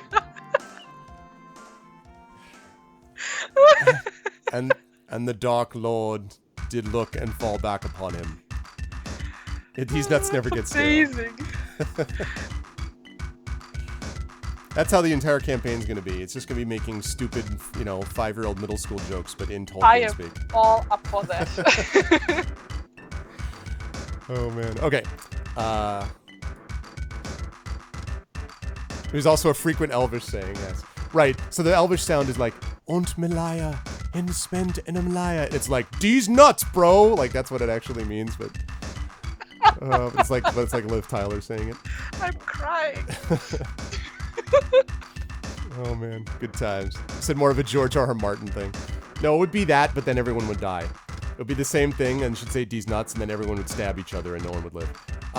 Okay, we're gonna close this poll. We are in fact going to eat these nuts. Right. The nuts are edible and ease your hunger a little. Add 1 stamina point. You get 1 stamina point from D's nuts, guys. When you have finished the nuts, you make your way out of the tunnel. It's just too easy. Alright. You find the balloon and basket where you left them and drag them out of the tunnel entrance and down the hillock. The gamer clips the passing over these nuts. It's going to be a fun clip to look at later. And drag them out of the tunnel entrance and down the hillock. "We must build a huge fire so that we can inflate the balloon with hot air," Bori says authoritatively. "Huge fires never cause any problems in really dry plains and grass." Okay, I made that part up. "I'll lay out the balloon while you two gather some wood." It takes you nearly 3 hours to scour the barren plain and find enough wood to build a decent fire, but at last you are ready. Bori takes a metal pipe out of the basket, connects it to the neck of the balloon, and suspends the other end over the fire. The balloon soon fills with hot air and is nearly inflated when you suddenly see dust rising into the sky on the horizon. "Horse is approaching," Sim says calmly. "I hope you are nearly ready, Bori." The horses quickly come into view, and you see that there are 6, each being ridden hard by a hobgoblin. Bori orders you to untie the rope which is holding the balloon fast to a tree stump, and then climb up the rope as the balloon ascends. But the strain on the rope makes it difficult to untie, and you waste valuable seconds before deciding to cut through it with your sword. You are suddenly jolted upwards by the rope, while at the same time a hobgoblin rides underneath you and leaps out of the saddle to grab your legs. Roll 2 dice. Can you roll the same as or less than your skill for me, Gamermain? So roll 2 dice, please. We're looking for same as or less than your skill on this one. And Kilobyte, that might be awesome, man. Yeah. What I basically would like to have done is I would like to be able to move the Patreon part over, and I'd like to add another overlay I'd like to move this over. I'd like to reduce my webcam picture slightly, not too much, just a little bit. And then I'd like to have another overlay thing added, basically, I don't know how to show it, but basically where my logo is right now, like this. I'd like to have that placed so that I'd like to have like another one of these like frames basically placed so that I can fit in the animated information tab into that. Because right now I just don't have anywhere to put it and it just kind of sits there. Like that thing that's popping up. Now I also need to resize it. But I'd basically like to do that. So that way I'd have the animated logo here, the Patreon thing would go over here, and this. The skill and the stamina thing is a programming thing that I've got to talk to Netowin about. Kilobyte's talking about it from a graphic design point of view, so that I'm going to have to adjust. But yes, that is a good call, though. Thank you guys for reminding me, and I will try to get a hold of him and see if we can do that. Okay, 5 + 2. Okay, sounds good. It is same as or less. That's good. Lovely. The hobgoblin just misses your foot and falls to the ground with a thump. To the cheers of Bori and Sim, you haul yourself up the rope and scramble into the basket. Damn. The balloon seems to climb agonizingly slowly into the sky, and as you look over the side of the basket, you see this.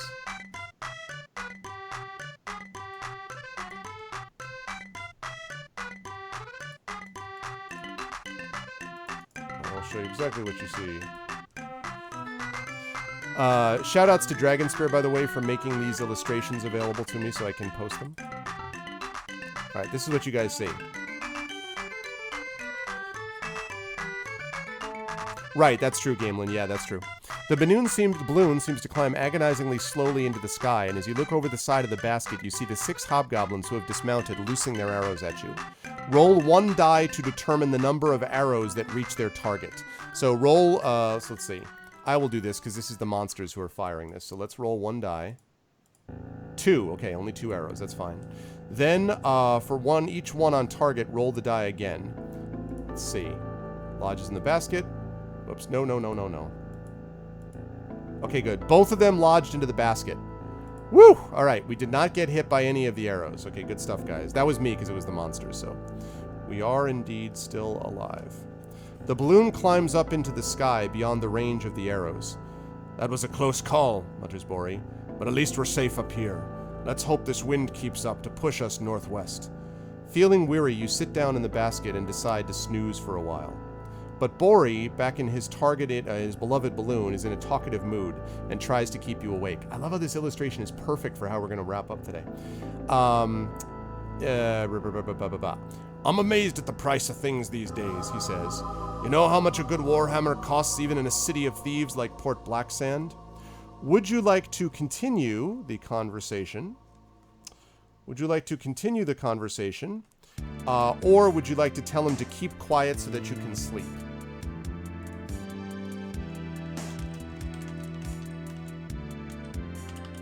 Exactly, they say D's nuts.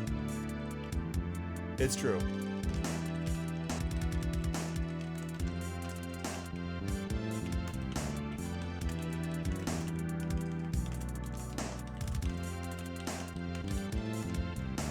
What's it going to be? What are you going to tell to our boy, Bori? Continue the conversation, or tell Bori to be quiet so you can sleep? Oh, okay. Well, that's fine.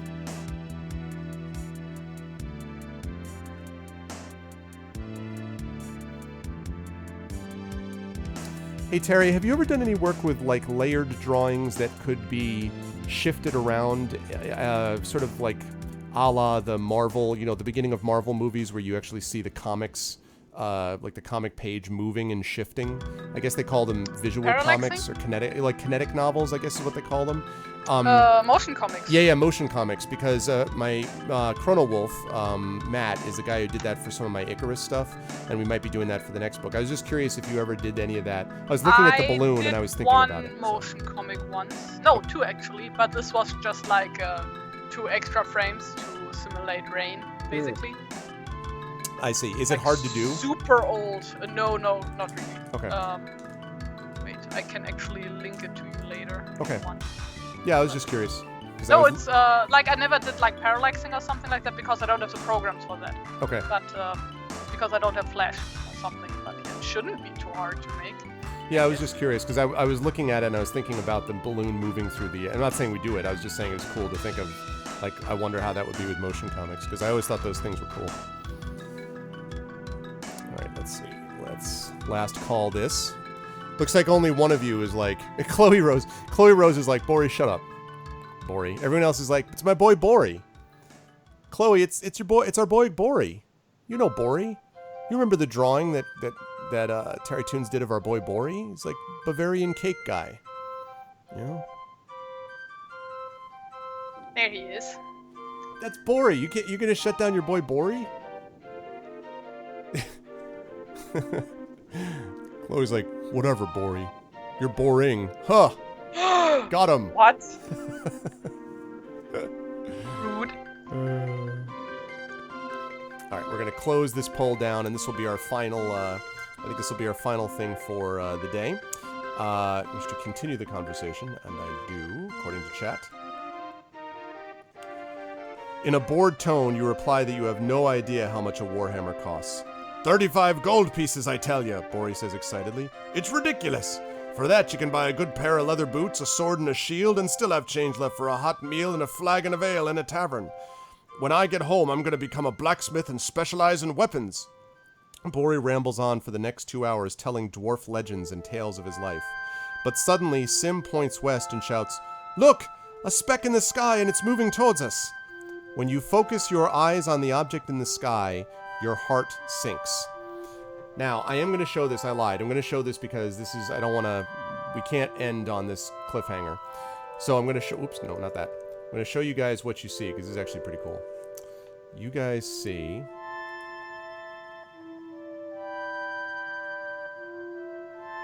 Oh, there we go. You guys see this. The object in the sky is a gigantic winged creature with a long neck and tail. Its scales are red, and the creature measures nearly 25 meters in length. Some dragons are neutral, others are unfriendly, but an adult red dragon is always hostile, and worse still, it can shoot fireballs from its mouth. Bori, get this contraption on the ground as quickly as you can, or we're all done for, warns Sim. But it's too late. The red dragon swoops down and shoots a fireball straight at the balloon. The balloon ignites in a ball of flame and plunges towards the ground. However, do we know how to call on the Suma to help us? Do you guys remember the Suma? You may remember that the Suma was this creature that we actually helped. Do we know how to call upon the Suma? Take a look at our notes. Take a look at everything.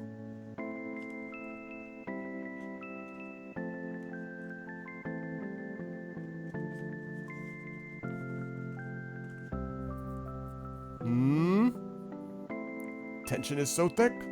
Thick tension. Thick tension. Suma 11. Well, because earlier on we actually I forget how we did this. We saved the Suma, or we did something to help the Suma. So we turned to the Suma's number. As you plunge down towards the ground, a human materializes beside you, golden and glowing. The Suma simply smiles and says, "I will save you now, but I cannot help you again." It then disappears, and much to your surprise, the red dragon returns and flies underneath you, allowing you to drop onto its back. The three of you scramble up onto its neck and fly northwest. The Dragon Riders of Alancia. You're riding a red dragon, people! Sometime later, after Moonstone Hills come into view, the red dragon glides down to land. As soon as you have dismounted, the dragon flies off, leaving you unharmed. You realize that it is only an hour before sunset, and so you look around for somewhere to sleep to be well rested to meet your ultimate adversary. Yeah, we just shout out the number 11. 11! I assume you shout out the number Suma. I think you shout out Suma is what you do. There is a Stranger Things joke in here somewhere. Yes. All right, guys. So success. We did manage to survive because of Suma. And that brings us to this. Is this just about done, Terry? Or? Yes, I'm done. So there we go, guys. How do we actually call the Suma in universe? You just shout out Suma. Suma! Or you don't even need to. It's just been watching over us, and it's the one that says, "I will save you," and then, you know. So yes, we were there for that. We did manage to do it. So So success, guys. We got the Gargantus Horn. This is very eventful. We lost all of our luck. We have no provisions. We got an Amulet of Ill Fortune, a Helm of Cowardice, but in the end, we did get the Gargantus Horn. And we didn't quite wrap up Crypt, but we're close. The next session should be enough for us to finish it. So it was pretty epic, and we get this awesome finishing point. So do you want to, Terry? Do you want to run through the drawings that we did today, as always?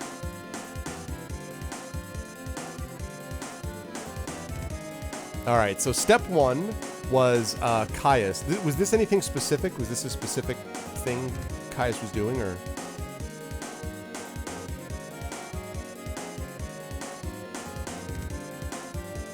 Terry, was this a specific thing that Caius was doing, or? Oh, I was already talking, but I had myself muted. Okay. I'm smart. No, okay. No, somebody made a joke in the chat about dabbing, and we hadn't started yet, so I figured, why the hell not? You could actually do that. I love it. I love it. Okay, so that was him. Like, I don't want to be dabbed by chameleon blood. Okay. Excellent, excellent. Then we have our good buddy Bori. Yeah, our boy Bori. All right. Then next we have the lovely encounter with the lovely spider. Son of a... Yeah. The tarantula. Yep. Like the face just... Yeah, the face is great. Yeah, the made. face is the best. Like, nope, nope, nope. Oh, and the mana, the Secret of Mana combat music just came on. You know, the yeah, just as that spider one came on. All right, let's get past Perfect. that. All right. Yeah, then the encounter with the Gargantuan. Oh man. What's it called? Gargantus. Yeah. Gargantus, yes. Who is super gigantic. Just slightly oversized. Yeah, little off to scale, but that's fine. I mean, it it's contributed like to actually epic. just the height of like one leg or something. Yes, he's probably about 1/3 that size, I would say. But that's, you know, still, it made it super epic. Like maybe that's just a painting of it on the cave wall, and then the real thing just walks up or something. Or like that's not to scale, like that's him like right in front of us, but the party's like way back, you know, like way in the distance. Well, that's not exactly how the perspective works. This one. Yeah, I know. Well, I'm trying. I was trying to help out. Okay, and last but not least, Our the pleasant ride in balloon. the blimp, or what it's called. Yeah. Yep. Very, very awesome. Great stuff. Chat, can we get some love for TariToons? Really great drawings today again. So happy we're doing these. These are really fun. And can we get some love for Terry in the chat? We were playing in third-person mode. Exactly. That's what happened. We were playing in third-person mode. Exactly. So we get some serious love for chat. Let's get some so goods. Terry forgot to draw D's nuts. Well, That would be what's it called? family friendly. Yes, family friendly. Yeah, that was yeah. Family friendly. It's still, you know, I just showed you guys my baby, and I'm gonna be like, here, show you D's nuts. Like, really? But yes. So much hype, much love. This was great stuff. So, Thank you guys. Terry, thank you so much as always. It was an awesome time as always. And you guys are going to see Terry here on stream. Of course, you'll see her on Discord and so on. But you'll see her on stream next week. You'll see her here playing again in the Adventures in Middle-earth campaign. That'll be the first time next Tuesday at noon Eastern. And we are all unreasonably excited. So, Terry, thank you so much as always. It was awesome. And yeah, and we'll obviously talk soon. Yes, thank you very much for having me. Have a good night, day, whatever time you guys are having. Afternoon, lovely afternoon. Thanks, Well, Terry. People all over the place, right? That's right. Okay, Day, night, thanks and for everything having else. Thanks, Terry. Bye bye. Alrighty, and that's going to do it for her and for us. This was great, as always, guys. I really love these. I'm so happy that we're doing these. Oh, and I almost forgot. I need to make sure that we save our boy Caius for next time. So the next session of Crypt of Fighting Fantasy Gamebook, we will actually finish this. And I don't know exactly. That may be something we're able to do on the road. We'll find out. That might be something we'll be able to do on the road. But I will see, and we'll try to make sure that happens as soon as we possibly stop our bot. Clear votes like this as soon as we possibly can. As for me, I am going to rise up on out of here now because at the top of the hour, in about 35 minutes, I have my stream over at Pen and Pixels, over at GOG, I should say. Pen and Pixels, playing Torment as I continue my playthrough of that game. So please stop by over at GOG. No raid as a consequence because of that. because we're going to be doing the stuff over at GOG. And then the next time you guys will see me will be, now this is my week off. So I'm planning my whole week is basically just reading, hanging with the family, and playing video games. Like that's my week, and this is the first day of it, and I'm already enjoying it. I cannot tell you how much I needed this week off. So that's what this week is going to be. So you might see me for some impromptu streams. You might see me hanging out, having fun, and that will be great. But you will see me again officially anyway on Friday during the day when I'll be doing a creative writing stream, and I'll be doing Nonstop's character background. That will happen on Friday, and then of course Friday night will be the second of the Talisman semifinals. So you don't want to miss that. Saturday is the Our Vocalist session with George Ledoux, Trendane, and BB Wolf holding down the fort, while Russ is doing an all-day long Harry Potter improv festival, and Rob is gallivanting halfway across the earth. But the other three, Abel, our vocalist, will be doing Phoenix Wright Ace Attorney Trials and Tribulations. So that'll be happening Saturday starting about 6 p.m. Eastern. And then next Monday will be the last of the Talisman semifinal rounds. And then Tuesday, as I said, 1 week from today, will be the super awesome, exciting Adventures in Middle-earth Tolkien campaign with Trendane, with TariToons, with Will from Encounter Roleplay, and with That Bronze Girl, sponsored by Cubicle 7. So that's going to be awesome too. If you guys liked what you saw and heard, please make sure to follow the stream. Please make sure to spread the word about the channel. This is the kind of thing that the more that we get people involved in here, guys, the more that we get people involved with the channel, the better everything gets. The D&D stream numbers have been trending upwards, which is great. The Open Legend event did really well. The ARVCon in general actually did really well. The Our Vocalist numbers have been doing well. So the more that we can get these numbers up for streams like this, the better it is for everyone. So continue to spread the word. And of course, most of all, continue to be the wonderful people you are, because you're the ones who make this all possible. Please follow the stream. Please make sure to check out the Steam group with Steam Group, YouTube with !ArvTube, the Discord server with !Discord, and most of all, right there, Patreon with ArvTreon as well. But that's going to do it for me. I was wondering why chat wasn't working, and then I remembered why, because we had the little issue with Chrome and all that stuff. So I'm going to rise up on out of here, and I will see all of you wonderful people soon. Again, thanks to all the people who made this a wonderful stream. Thank you to my mods, Dragon Spear, Kilobyte, and Shattermage. Thanks to my regular viewers. Thanks to Average Cool, Big Boss, Brahms, Kalen, Chloe Rose, Cloud Kingdom, EA. What's up, EA? Thanks to EKEG, Fagwent. Thanks to Fang Mish. Thanks to Gamelin, Jedi Knight, Lone Singer, Moobs. Thanks for the follow today, Moobs. Thanks to Obsidian. Again, much love, Obsidian. Thank you so much for the games you guys do. Thank you to Porquito Show. Thank you to Punching Bag, Polar, Shabby Orange, Shalom, Slow Cool, who I think I've seen in here before. Welcome back, Slow Cool. Of course, TariToons. Thank you so much, Terry, for the great work today. Thank you to the kids, the Gamer Main, of course, Trendane, who you'll be seeing on that Tolkien campaign next week, and also on the Our Vocalist as well. Thank you to Trouden, and of course to Uncle Elias. You guys are all the best. I love you all, best viewers on Twitch, etc. That's it for me. I'll see you guys in about a half hour over at Pen and Pixels, over at GOG Comms Twitch channel for my Pen and Pixels show, where I will continue my playthrough of Torment. Until then, everyone be good to each other. Have a good day.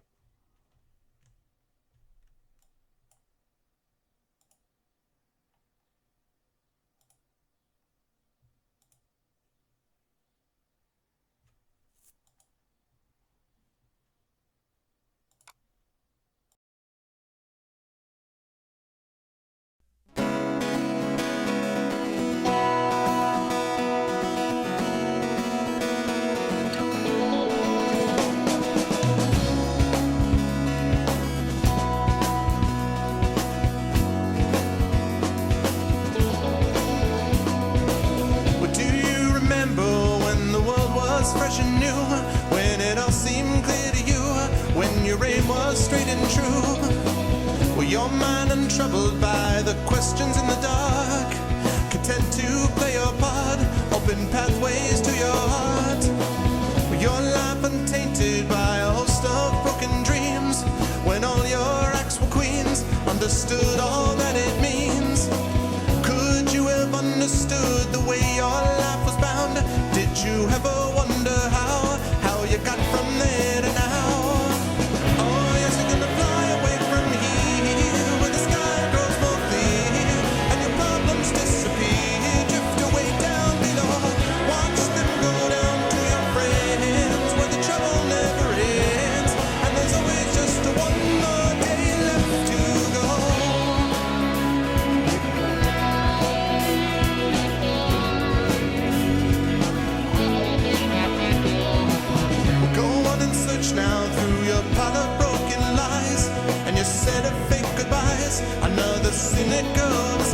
eyes.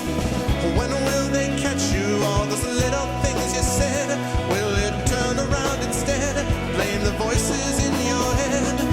With all your subtle language, try and turn your life around.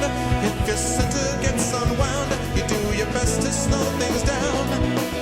And if you feel things that you never felt before, things that shook you to your core, a shattered truth you can ignore. Oh, yes, you're gonna fly away from here when the sky grows more clear and your problems disappear. Drift away down below. Watch them go down to your friends where the trouble never ends. And there's always just one more day left to go.